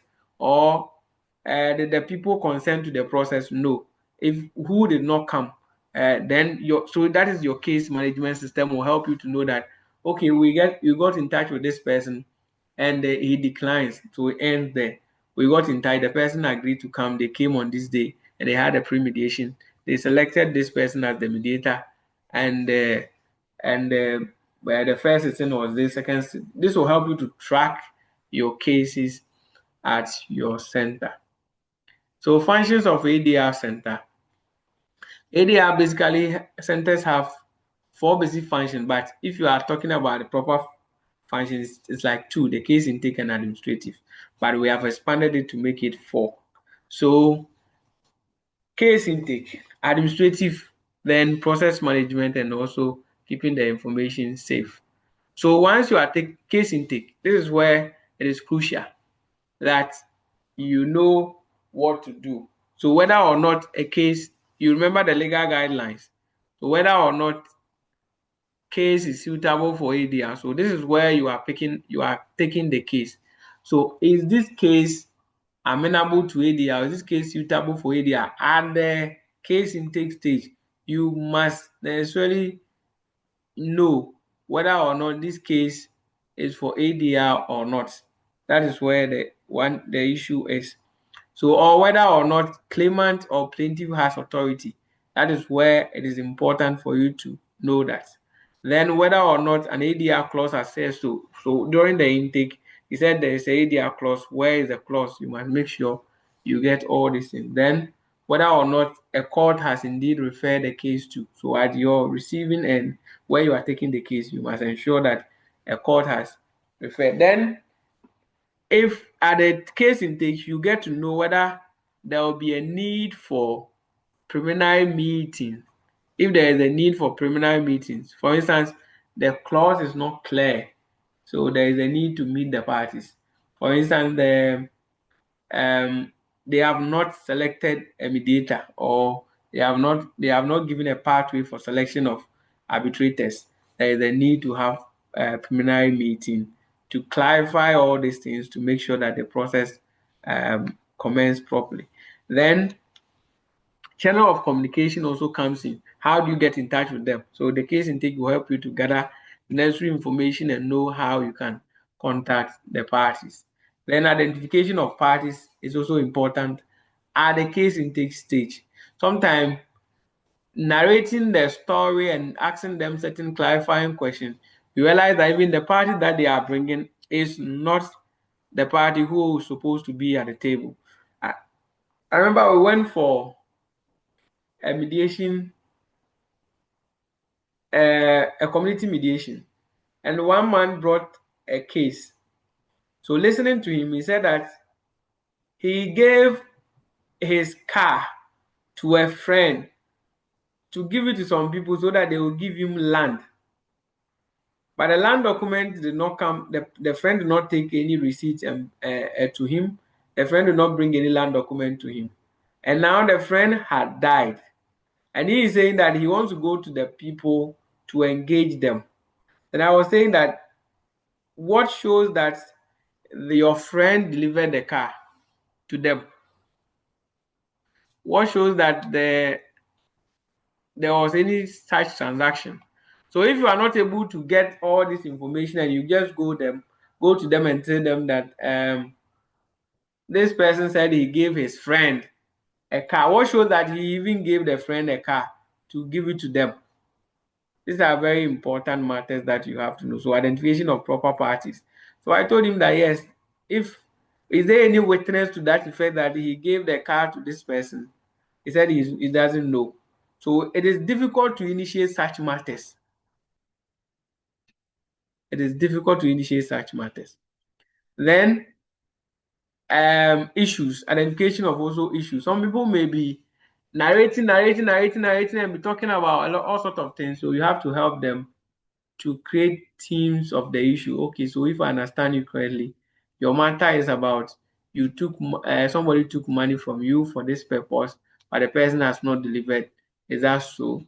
And the person may say yes. Then that becomes then the nature of the issue. If not, they can talk and talk and talk. Then you come to the administrative issue. So it follows right after you have taken the issue. At that time you may not have the the number of cases that you have received in your mind and all that. So once you have taken the case and the person is gone, or sometimes the person is even there, maybe give me a few minutes, I'm coming. And that's where the administrative process starts. Opening a case file or a dispute file. So AFCOD case dispute solution. So this case is about maybe the claimant. So the claimant's name versus the other person. That will be on the file. Then assigning a case number. So a case number will be AFCOD /01/02/2026 or 26, just to indicate the date or the year. Then management system. You go and key into your management system that yes, you have received this case, this is the nature of the case. Then fees, you let the person know the fee that they have to pay as filing fee. So even before you take the case, you must explain the filing fee to the person. The person may also ask that when we come for the mediation, how much do we expect to pay? You can explain that to the person as well. Then we come to the process management. Here, it takes a different turn. Process management. If it is a case emanating from a clause, it will take a different turn. If it is a case emanating from a walk-in, like somebody walking into your office, the person doesn't have any clause in any agreement with anyone, that will also take a different turn. Then court referred case, it will also take a different turn. Then venue, parties also venue, practitioners selection. So parties, when there is a meeting, preliminary meeting and other things, they will agree on venue, the selection of the party, the practitioners, whether or not they want to, which arbitrator or mediator they want to use. Then signing of the consent to mediate or arbitration terms of reference to indicate the fees and the work that the arbitrators will do, then payment terms and all that. Then duration of the process, the timetable for the process, then how will the outcome be? So extract from the ADR 2010, you will see that submission of mediation under the ADR. So it says section 63 says that a party to any agreement may, with the consent of the other party, submit any dispute arising out of that agreement to mediation by an institution or a person agreed on by the party. So they can submit to an institution, which can be your center, or by individual person. The agreement means that once one person, definitely one person is the one who submit the matter, and the other party has to be called to agree. It is rare to see where two of them will agree and come together and file the matter. It doesn't really happen like that. So a submission to mediation may be made by writing. So they may write to you, whether email, WhatsApp, whichever, writing. Electronic mode or verbal mode, somebody can also report the case to you. So mediation, they can just use their mouth to tell you that I have this case, I want to bring it. Nature of the dispute shall be stated briefly. So they will state the nature of the issues. What is the nature of the issue? So a submission to mediation through telephone or any other verbal mode of communication shall, unless the parties agree otherwise, be confirmed in writing and shall state the names and address, including email addresses and telephone numbers of the parties, and in brief of the nature of the dispute. So that is why the filling of the request form or case lodgement is very important. So you can confirm on that. The mediation proceedings commences when other parties when the other party accepts the invitation for mediation. Once the other party accepts the invitation, it means that mediation has commenced. An acceptance of an invitation for mediation may be by a letter, telephone, or other forms of verbal communication, fax, telex, or email, or other mode of electronic communication. So other mode can be a text message or WhatsApp. So 6, an acceptance by telephone or other verbal means shall be confirmed in writing, but failure to confirm an acceptance in writing shall not invalidate the process. So the law is saying that if you confirm, if I call you on phone and you confirm that you come, you must confirm in writing that you come. But if you don't write and say and still come, it does not invalidate the process. Then 7, failure by the other party to accept the invitation to mediation within 14 days after receipt of the invitation or within the period of time specified in the invitation shall be considered to be a rejection of the invitation to the mediation. So for instance, maybe you invited a person you wanted to hear from him within 8 days, and maybe on the 11th day the person responded. You cannot, it is within the mother law time, so you have to accept them. Sometimes they can even go beyond the 14 days, but still you need to engage the person. If you look at the ancestral rule gives 30 days, but our Ghanaian rule gives 14 days. So this is very important for you to know. So number of mediators, unless the parties otherwise agree, there shall be one mediator. So he said, unless the parties otherwise agree, there shall be one mediator. But maybe you may be having a co-mediator. So you have to tell the parties that, the mediators, we are two that are going to assist you. We are going to assist you, we are two, but we are not going to take separate fees. The fee that you are paying, we will share the fee that you are paying. You have to let the parties know, unless maybe they say that they want two mediators and they are ready to pay. If not, if you are going to join someone to do it, let them know that maybe it is not going to bring other cost on them, so that they can agree. Where there is more than one mediator, the mediator shall act jointly. So if you are more than one mediator, you must act jointly. Don't go and say that I am the presiding mediator and this is my assistant mediator. No, if you do that, no matter what the other persons tell the parties in the process, they will say that we are waiting for the presiding mediator to tell us what to do. It is important. You are not, although you are not telling them what to do, but you cannot facilitate a proper resolution because the respect may not be there because they look up to the presiding. Then appointment of mediator. The parties to a mediation may appoint any person or institution the parties consider acceptable to serve as a mediator. So when it comes to appointment, parties are at liberty to appoint anyone or any institution or any person, whether the person has a qualification or not, that becomes ethical issues. So parties may request the assistance of a suitable institution or a person in the appointment of a mediator and may in so doing request the institution or person. So parties can also waive their rights and say that we want AFCOT to select a mediator for us, or we want Isaac, the president of AFCOT, to select a mediator for us. And that is it. So parties can do that. So to recommend the names or provide a list of suitable persons to serve as mediator. So you can ask you to provide a list upon which they will choose or provide a suitable person to serve as the mediator. Or B, to conduct the mediation, or they can still ask you to conduct the mediation.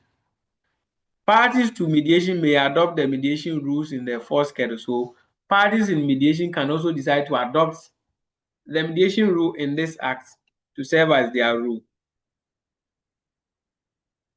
So we've spoken about this. Then we have mediator with interest. In recommending a person to be a mediator, an institution or person shall have regard to the independence and impartiality of that person and take into consideration the background of the parties. So you have to look at all this to make sure that you don't appoint someone who has an interest in the mediation, which will jeopardize the process.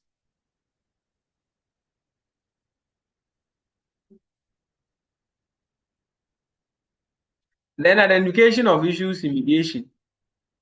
So for not later than 8 days before the first mediation session or within such period of time as the parties may mutually agree upon, each party shall present to the mediator and the other party position with regards to the issues which require resolution. So you see what you are supposed to do within 8 days.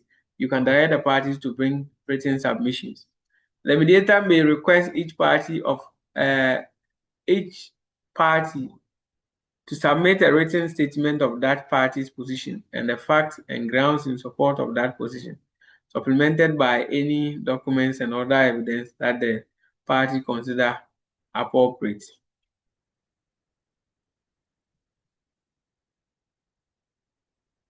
At any stage of the mediation process, the mediator may request a party to submit additional information as the mediator considers necessary. Then the power of mediator. You are the mediator. This is what the power the law gives you. A mediator shall act in independence and impartial manner. Do everything necessary to help parties to satisfactorily resolve their disputes. 2. A mediator may conduct joint or separate meetings with the parties and make suggestions to facilitate the settlement. A mediator may, where necessary, and if the parties agree to pay the expenses, obtain expert advice on the technical aspect of the dispute. 4. A request for the service of an expert may be made by the mediator or by one party with the consent of the other party.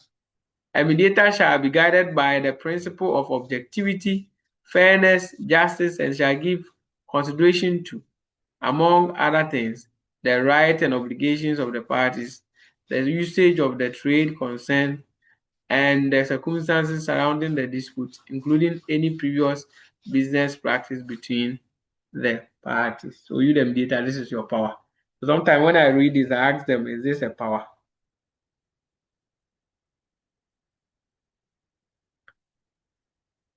So a mediator may conduct the mediation proceedings in a manner that the mediator considers appropriate, but shall take into account the wishes of the parties, including any request by a party that the mediator hear oral statement and needs for a speed settlement. 7. A mediator may end the mediation whenever the mediator is of the opinion that further mediation between the parties will not help to resolve the dispute between the parties. So here the mediator, you have the power. You can call off the mediation once you think that the parties are not cooperating enough. End of mediation. So a mediation ends when the parties execute settlement. So when the parties have written a terms of settlement, so it means that mediation has ended. Then mediator terminates the mediation proceeding for non-payment of deposit under Section 88. So under Section 88, the parties are supposed to pay a deposit to the mediator. So if they refuse to pay within 30 days, you, the mediator, can terminate the process.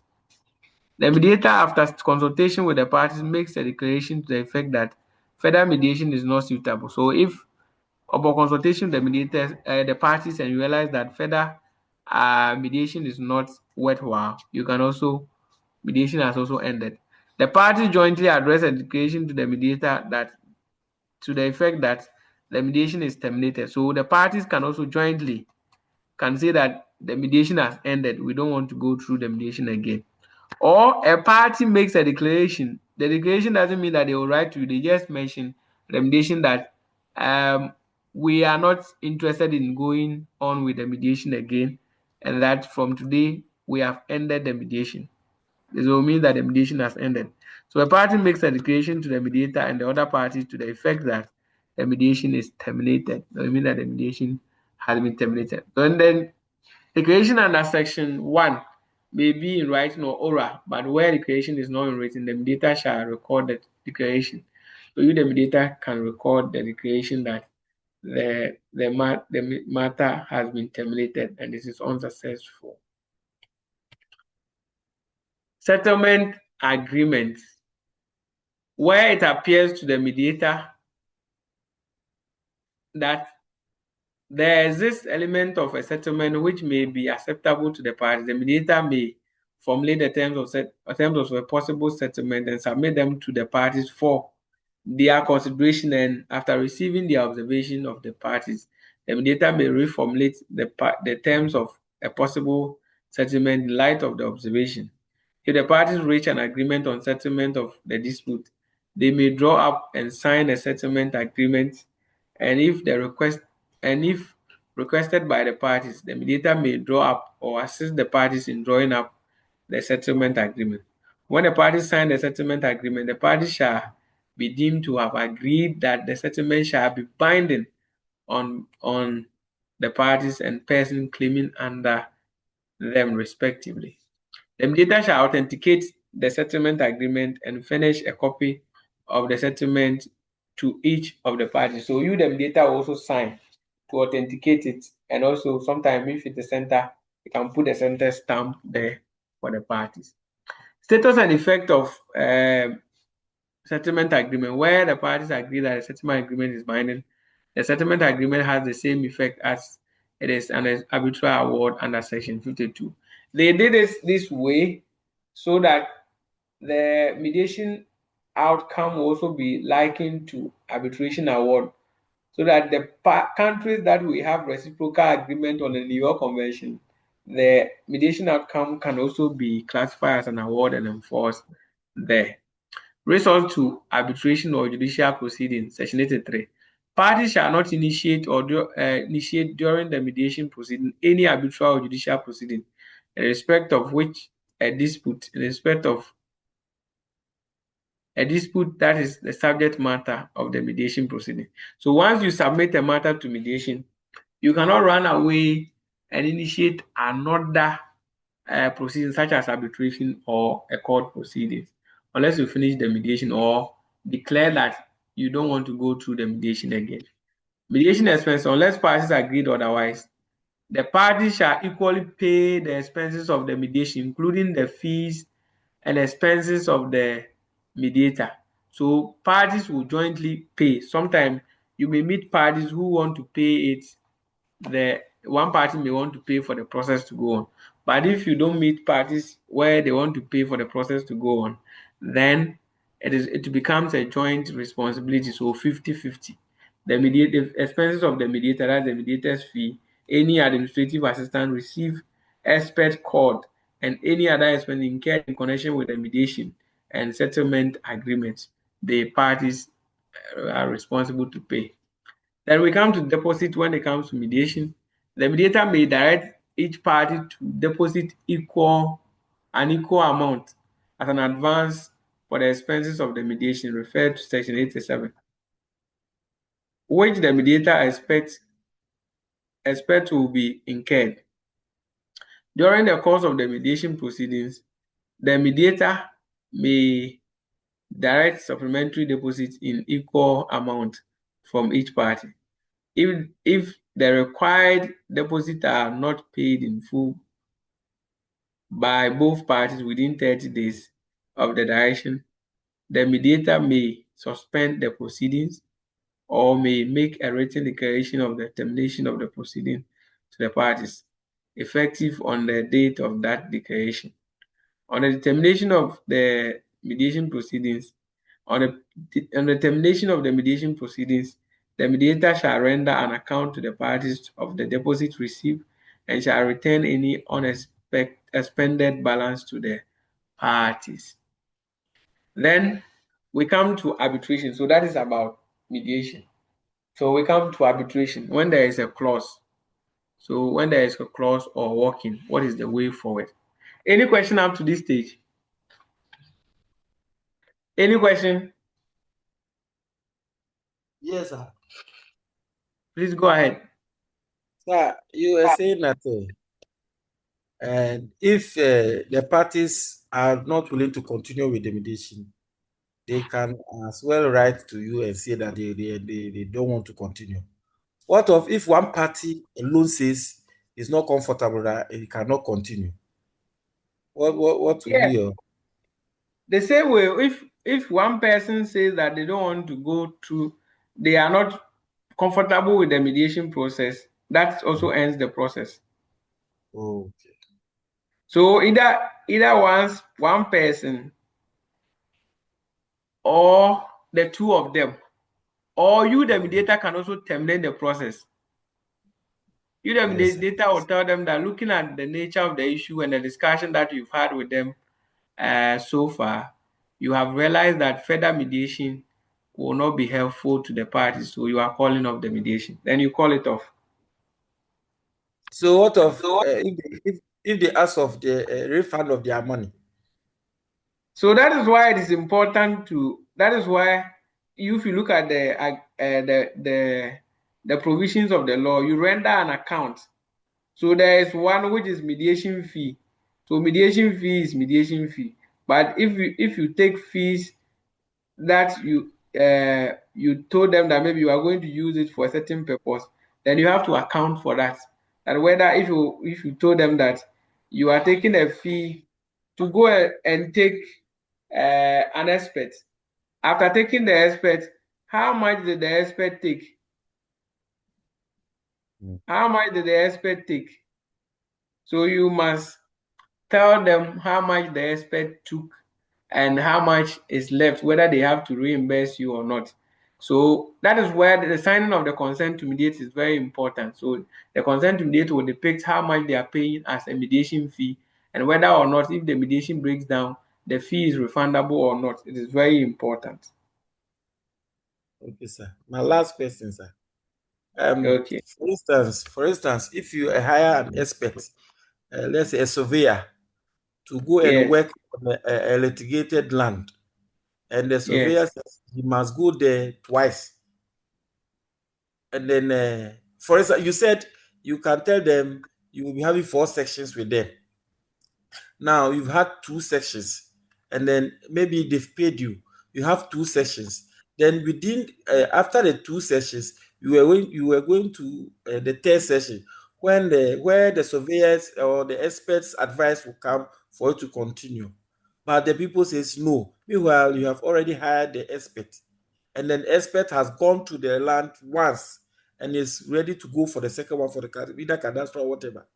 Would they say, would you account and say that you've paid the expert to do all the work and that you fully paid the expert and that they cannot, if you are running an account, would you say once you've paid the expert, they have discontinued, they are saying they want to discontinue with the process, so you cannot get a refund from the expert? Or if you are saying that you want to terminate the mediation process, would you now pay from or collect money from the expert and give to them, or that ends it? So once you have taken an expert and you have paid the expert, even if you haven't paid the expert, once the expert has done the work, they must pay the expert. Okay. Whether you want to finish your mediation or you don't want to finish, expert was sitting there somewhere and you brought them in to assist you to get something. Once you have engaged them, you must pay them. So as for the Okay, expert, you have to pay them. So the parties cannot say that since we did not conduct the expert, we didn't finish the mediation, we will not pay the expert. No. Once there is an evidence to see that the expert went to do the work, he has done 1, 2, and the work has been done, you have to pay the expert. okay. But is it possible for them to tell you that since you said you want to have 4 sessions with them and that you charge, or the money involved was, the money you are taking from them is 2,000? Since you've done 2 sessions, then they've paid up to the 2,000. Can they come and say that since you've done 2 sessions, you balance them with 1,000 cedis? Yeah, they can, depend on the agreement you had with them from the beginning. If there was an agreement that if the process breaks down, you are going to refund their money to them. If that is the case, fine. But if you tell them that whether or not, if the process breaks down, you will not take the balance from them, neither will they come for the money that you have taken, then that also ends it. Thank you, sir. Professor, That's what I'm saying, that the what is on the consent to mediate is very important. Yes, engineer, please go ahead. Yeah, thank you very much. I think that is why under the ICC, they distinguish between fees and expenses. In fact, there is an item, a line across for fees and expenses. So the fees is for the mediator or arbitrator. And then when expenses come in, like hiring an expert, that one, the parties will agree that yes, at the stage that we have reached, we need an expert. For example, in the case of a land, the surveyor will come in and do a consolidated plan, which means that your plot and my plot, where does it overlap? That's what they call the consolidated plan. So anything else which is not concerned with the mediator or arbitrator's business or responsibility, the client will need to know from the beginning that when the expenses come in, they will pay. The arbitrator or mediator doesn't pay that fee at all. I hope I'm clear on that, or I'm correct on that. Thank you. Very, very correct. Yes, yes, that is very, very true. Thank you for bringing that intervention as well. Okay, great. All right, so let's move on with arbitration. I think our time is almost up, but bear with me if we go beyond the time. So, for instance, you may meet a case like this, clause. So you have a clause. So this is an example, like a clause. Except as provided in this agreement, any or all dispute or differences arising out of this agreement which the parties are unable to settle amicably shall first be referred to arbitration, which shall be settled under the Ghana Arbitration Act, Act 38, and any subsequent amendment thereto. The cost of arbitrator's fee shall be borne equally by the parties hearing. So this was a case that we received that I took it from the case. This was how the clause was couched. This is how they put in. So when you receive a clause like this, first you have to go and look for the Ghana ADR or Ghana Act. So we realize that the Ghana Arbitration Act has been repealed. So it is no more. So what do you need to do? If it is no more, what is the current act? The current act is the Act 798 of 2010. What does the current act say? So you use the current act to resolve or to initiate the process. So you go to section 5, it talks about how you can initiate the process and what should be done. So this one, they have also spoken about the cost of arbitrators, so the cost of arbitrators fee, that it should be borne what equally. They are talking about arbitrators fee, but they have not spoken about the number of arbitrators. So whether if because where the apostrophe is, it means that more arbitrators. The law says that if the parties does not mention arbitrators, per the act now, Ghana Act, it talks about 3.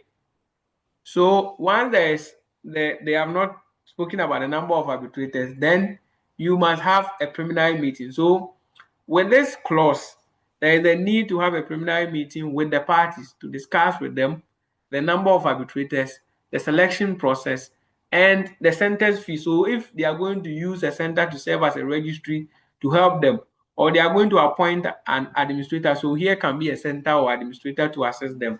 That person's fee has not been discussed and it must be discussed. Then we have, after you have discussed all this, that will be the preliminary meeting. After they have discussed the preliminary meeting, they have selected arbitrators. Now they can do arbitration management conference under the Ghana Act, because the clause is about the Ghana Act. So once it is about the Ghana Act says that dictates that you must do an arbitration management conference within 14 days after you have been appointed as an arbitrator, with 7 days notice to each of the parties. So you must make sure that you do that. So after you have met the parties, you have agreed on the number of arbitrators, you have agreed on selection process, you have agreed on the fee that they will pay to the administrator or the center that is assisting them. Then the arbitrators you notify the arbitrators, they accept their appointment, and now arbitration management conference will take effect. So the arbitration management conference will now help the parties to identify issues that they want to talk about. That is it's like case management. They will do that, and the duration, the timetable, everything, they will agreed upon that. Based on that, they will set time for hearing and the processes that they will go through. I believe you understand this one. Any question on that?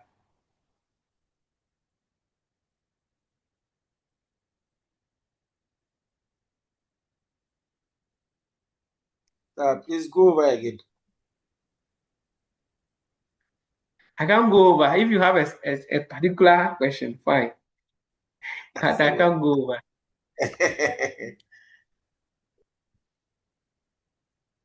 I mean, for you to explain the plenary meeting again, because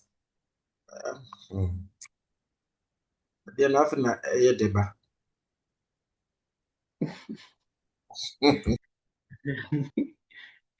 What I'm saying is that when it comes to the preliminary meeting, you have received a clause like this. That's why I showed you the clause. This is the clause. So read it, the clause.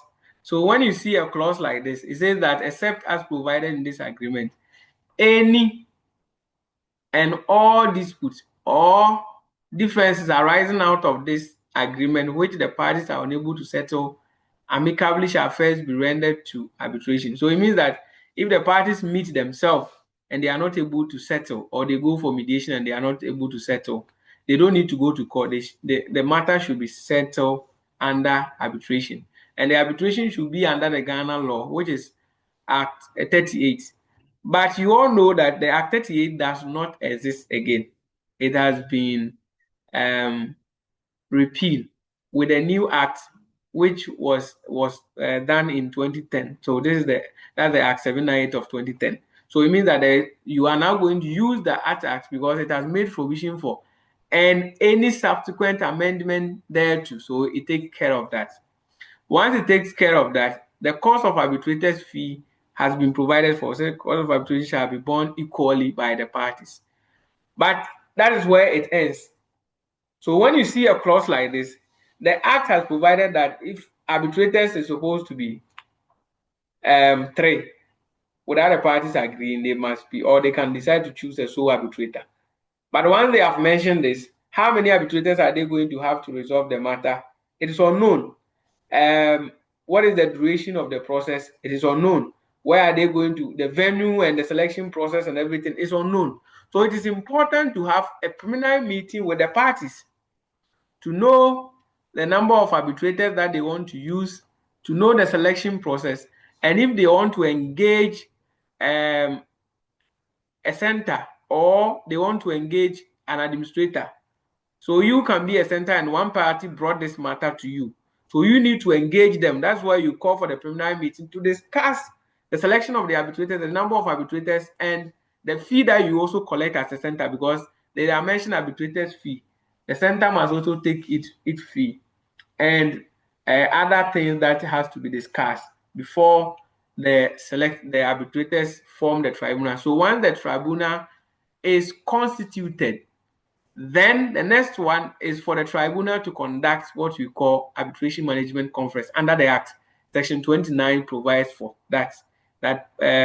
Once arbitrators have been selected within 14 days, with 7 days notice to each party, they must conduct what we call arbitration management conference. I believe you have the understanding now. So, sir, may I take this to mean that it is like case management when you're going to court? Yes. The arbitration management conference is like case management. Okay, sir. Thank you. Thank you.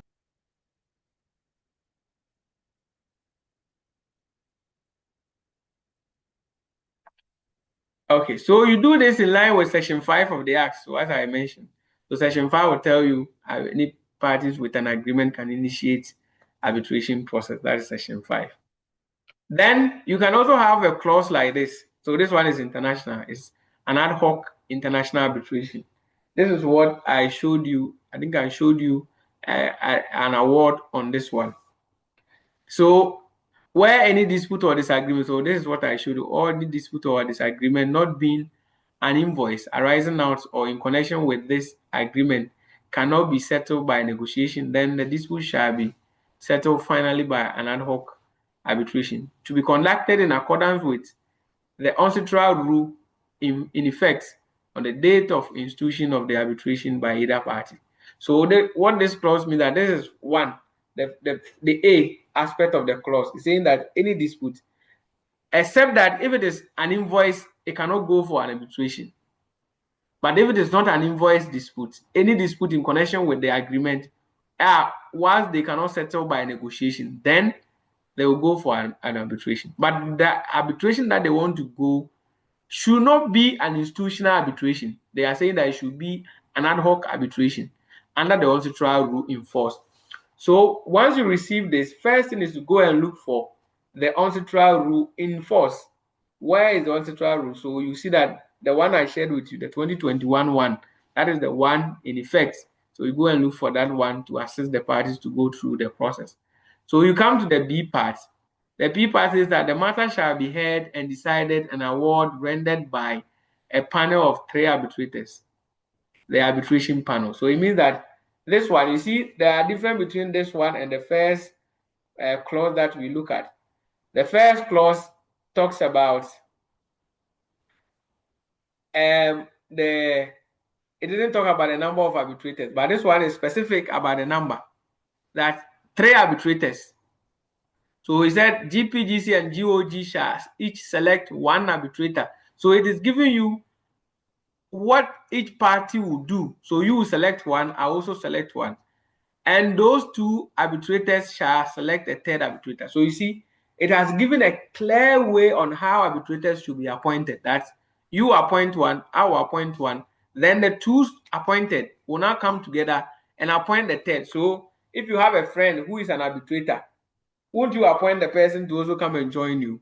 So these are some of the things that, or you have a link with someone who has this background, you definitely appoint the 3rd arbitrator. So provided, however, that in the event the 2 arbitrators cannot agree on the 3rd arbitrator, the Secretary General of the Permanent Court of Arbitration shall select the 3rd arbitrator, being an individual with substantial experience in the power industry. So they have also went further to say that maybe the 2 arbitrators may be clashing and they are unable to select the 3rd arbitrator. Once they are not able to select, they are given the power to a Secretary General of a center. They can say that the founder and president of, or the president of AFCOD should select the 3rd arbitrator for us if the 2 fails. But the person should be an experienced person in the power industry, should be arbitrator who understands the power industry. Then it went further to say that the venue and the seat for arbitration shall be London and England, and the law of the arbitration shall be the English law. So it means that it has given you the place of arbitration, that is the venue and the seat. So it means that you have to look for a place in London, and that London is where the seat will be. If you want to go to court, you go to court in London, and London laws are applicable. The English law is applicable. Then C, in arriving at their decision, the arbitrator shall consider the pertinent facts and circumstances and be guided by the terms and conditions of this agreement. And if a solution is not found in the terms of this agreement, the arbitrator shall apply the governing law of this agreement. Yes, Mr. Johan, please go ahead with your question. Yes, my question is, you mentioned that if the 2 arbitrators cannot agree on the 3rd arbitrator, then the institution will have to be referred for somebody else to appoint the 3rd arbitrator. So the inference is that the 2 arbitration may be clashing. Now my question is, if those 2 arbitrators are clashing, how then are they going to be fair arbitrators in the case if they are already clashing at the onset of the procedure or Yes, the process? They can be crashing, but once the facts have been presented to them, that is why they must appoint a 3rd arbitrator. So the 3rd arbitrator comes in. Once they are crashing, a 3rd arbitrator comes in, and definitely a 3rd arbitrator may side with one of them, and that becomes the winner. You don't need the parties to rule, the arbitrators to rule in unanimous decision. No, it can be 2-1, and that's it. The 2 have won. Please, I believe you understand Okay. that. Okay, I get you. Yes, so that is why the 3rd one is someone that the party doesn't have control over. Because definitely once somebody has appointed you, definitely you want to do something to favor them because they are the people who brought you on board. Definitely you want to find your way. It does happen, yes. But in most cases, the arbitrators side with each other by the time, because this case, for instance, when it came out, all the three arbitrators went one side. It was unanimous for GPGCS against government of Ghana. I shared these cases on your platform. I hope you read them. If you read them, maybe you would have remembered the case. I shared it the day that I took you through one of the days, and I shared it on your platform. Okay, so let's move on. So D, the decision of the arbitrators shall be final and binding upon the parties, and neither party shall seek recourse to the law court or other authorities to appeal for revision of such decision. So one thing about ad hoc arbitration is that once the decision is making, it becomes final and binding. It's difficult to go for any law court for revision or anything. So parties shall be entitled to seek, and the arbitrator shall be entitled to grant provisional remedies. Reasonable expenses of the arbitration shall be borne by, as the arbitrators may determine. So, but the arbitrators will tell the parties the fee. On request of either party, a transcript shall also be prepared for the parties. Then the final decision within 6 months. But as they go on, they amended some of the provisions, like the final decision within 6 months, they lifted it. So if you are asked to go about this case, so first you have to go and look for the UNCITRAL Rule 2021 and look at how you initiate the process. UNCITRAL, you don't send a request, you send what we call notice of arbitration. So the party that you are assisting will have to send a notice of arbitration to the other party, and the other party will also have to respond within 30 days. Then the process will be going on. So that is how it is. Then arbitration clause or cases without a clause. So for instance, you may see a case like this, like Lillian Constructs, a construction company entered into a short-term lease agreement with Ajara Apartment for rental to townhouses built by BCI. By the terms of the leases, AA was required to sublet the houses to its client and makes an annual rental payment of 500,000 to BCI. Due to travel restrictions imposed by the government, AA defaulted in the payment to BCI because of the absence imposed by the government. AA defaulted in its payment to BCI because of the absence of foreign visitors who form its client base. BCI demanded an amount of 800,000 from AA, being outstanding rent. On its part, AA attributed its default to force majeure and liquidated liability. The parties desired to settle their dispute by arbitration instead of the court, but they did not provide for an arbitration agreement in their contract. Advise them on appropriate procedure and draft the necessary document, if any, to assist them. So you see this, a case can come like this. And once it comes, they may have a nice agreement, but there is no arbitration clause. So your role is to now assist the two parties to draft the submission agreement. So the submission agreement will help them to know that the parties have agreed to send this matter to arbitration as a result of a contract between them, which was dated this and this, make reference to that. Then they have agreed to appoint one arbitrator, that's the sole arbitrator, then you mention the person name, or they have agreed to appoint 3 arbitrators, and the selection process will be this. The governing law, the seat of arbitration, all these things, that is what forms.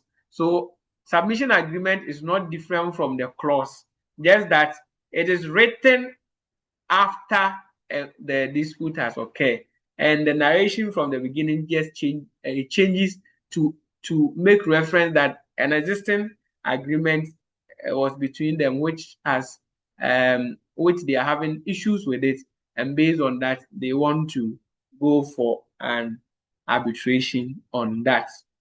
Any question up to this stage? If there are no questions, this is okay. Let me talk about process. So the process, when it comes to the process, you talk about confirmation of dispute resolution clause, pre-mediation when it comes to mediation, consent to mediate, mediation process, and the outcome. So after you have done all these things, whether mediation or arbitration or whichever, the most important part is to keeping the information gathered, data protection. a form of outcome. So in most ADR cases, mediation or arbitration, you are going to have a written outcome. So you have to discuss, when it comes to mediation, you discuss the notes that you have taken. Arbitration, it's not like that. Arbitration, you keep those information, the evidence that they are dues and all that. But mediation, you tear the notes that you took. But information to keep in mediation, the request form or the case lodgement form, you keep. The case lodgement form, you keep. The consent to mediate, you keep. If they brought any evidences, you keep them. And the terms of settlement, you keep a copy. These are the information you keep in mediation. But when it comes to the notes that you took while they were talking and your rough sketches and other thing, or your drafts, you tear them up. You don't keep them. If it is arbitration, all the proceedings, you keep them till the final award, you keep them. So you keep them and they must all be. So storage of information, you must have a good file, a good shelves where you put the information there so that yet not just anybody who walks into the office, you just come to the office and begin to flip through an arbitration that you have conducted. So then enforcement of the outcome, you must be clear from the beginning of the process that your role as a mediator or arbitrator ends once the parties get the outcome. You are not involved in the enforcement of the outcome. Your work ends there. So what next is that you are done. And I believe that we have been able to build your skills in mediation and arbitration. Congratulations and thank you. So in putting all the things that we have said together, steps for managing cases at ADR centers. These are the steps. One of the parties to a dispute approaches the ADR center and requests for mediation or arbitration or ADR process. So one of them, either one person will come to you. It is rare to find that two of them will come to you. Then two, ADR centers gets in touch with the other party whom a claim has been filed against. So you get in touch with the other party whom a claim has been filed to inform them and to seek their consent to move on. Then the step 3, the ADR center provide a list of available practitioners from which the parties may select. So once they come for the pre-mediation, you the center provide a list of mediators or arbitrators where the parties can select, or they can decide on appointment process. Then 4, parties provide the ADR center with all relevant documents pertaining to the dispute, and the center provide this information to the mediator or arbitrator for the commencement of the process. The arbitrator will have arbitration management conference with the parties if it is arbitration. Then the mediator will also do what we call the pre-mediation session. Then step 5, ADR center in consultation with the parties and the chosen ADR partner, the mediator or the arbitrator, determine the date and place where the process will take place. ADR center may offer their premises for conducting the process. Then if the dispute is settled through mediation or determined through arbitration, the ADR center will keep a copy of the terms of settlement or the award on its file. 7, if the dispute remain unresolved, particularly with the mediation, the parties may request that the dispute request that the matter be arbitrated by the ADR center, or it can be the next process as enshrined in the dispute resolution clause. Alternatively, the parties may follow a recognized route for resolution of the dispute or through litigation. Then 8, once the parties can select has selected an arbitrator, the arbitrator will conduct arbitration on date and at a time as agreed between the parties. Then finally, when the parties get an outcome from ADR process, the outcome will be enforced through the court system by the parties, not the center. Then selection of parties, selection of practitioners. We have spoken about this. Selection of practitioners is done either by the parties, or parties will decide to waive their right and give it to the appointment authority or an institution. So please take notes of that. On that note, thank you. And this is about branding. This one, I'll send it to you. You can read them. On that note, thank you. Any question up to this point?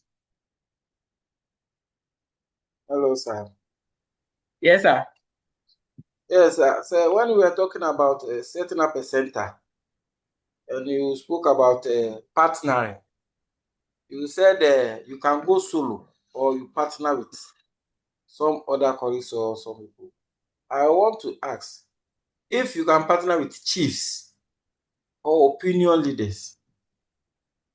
Why I ask is that of late, okay, I have seen on one instance that there is this chief around my place who is trying to act as he's trying to make his place as an arbitration center where people goes there to file.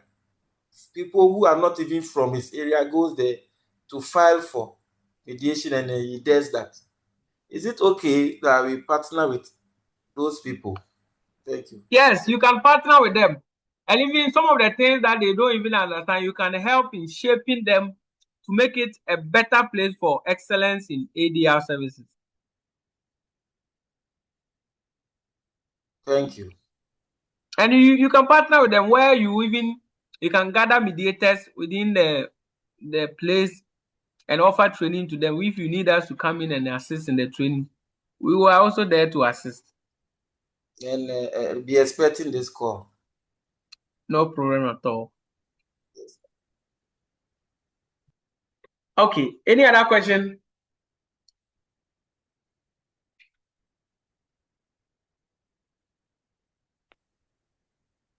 How many of you are online? So those who can put their videos on, please put your videos on, then you can take a picture.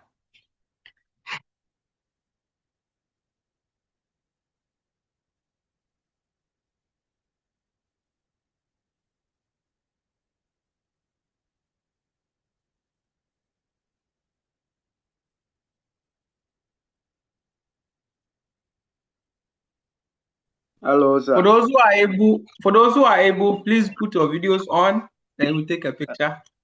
Hello, sir. Hello. Yes, sir. Good evening, sir. Mr. Isaac. Good evening. This is Charles Ando. Yes. Yes.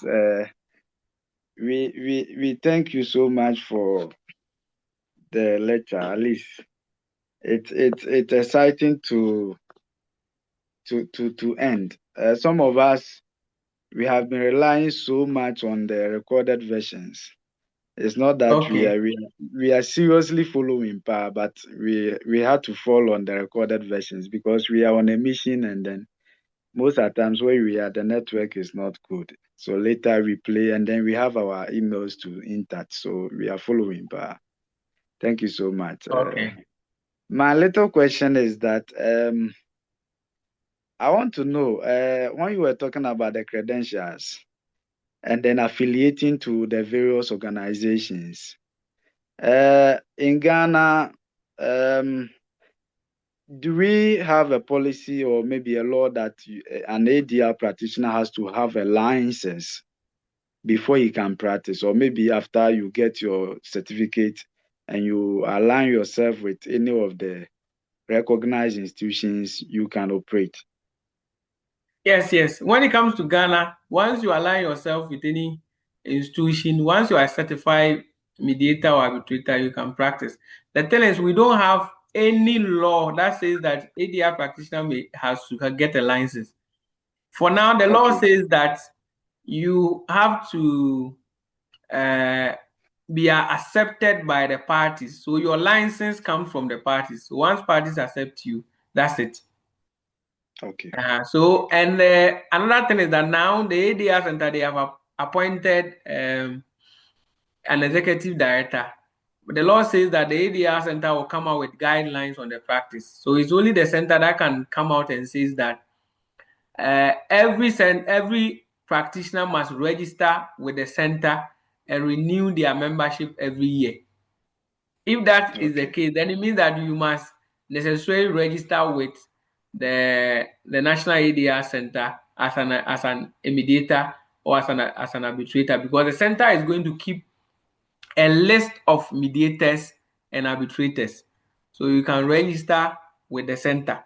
Once they start, if they don't start, you don't need to register. But once they start, that because the law provides that they are supposed to have a register of mediators in Ghana, mediators and arbitrators and customary arbitrators. That's what the law provides. If you look at section, that's the part 4, section 114 going, you see the work of the center. So if the center is able to do that, then everyone has to register with the center. But as it stands now, the practice is fluid and fragile. Everyone, once you know the practice and a party selects you, you can go ahead and resolve the matter for them. Nobody can stop you. Not even the court can say that you don't qualify to be the mediator or the arbitrator. If the party so wish to use you, that is it. It's final. Thank you so much. And then thank you so much for the knowledge that you have imparted. In fact, this is so different from what we've seen people go to study.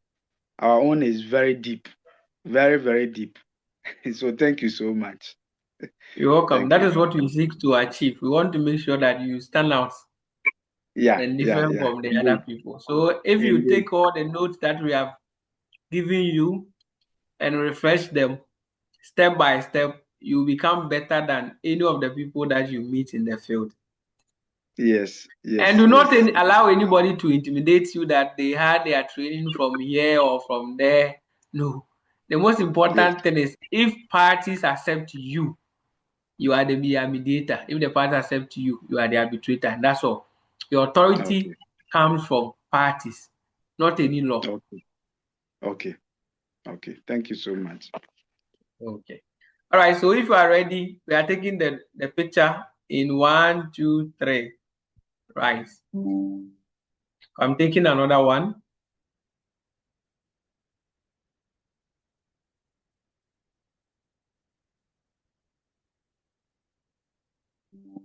Okay. Thank you, Mr. Aite. We were calling you. We didn't mind us.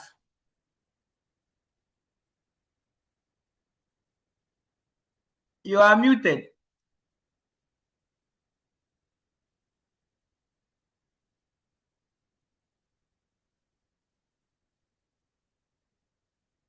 So I thought Mr. Aite presented before I presented.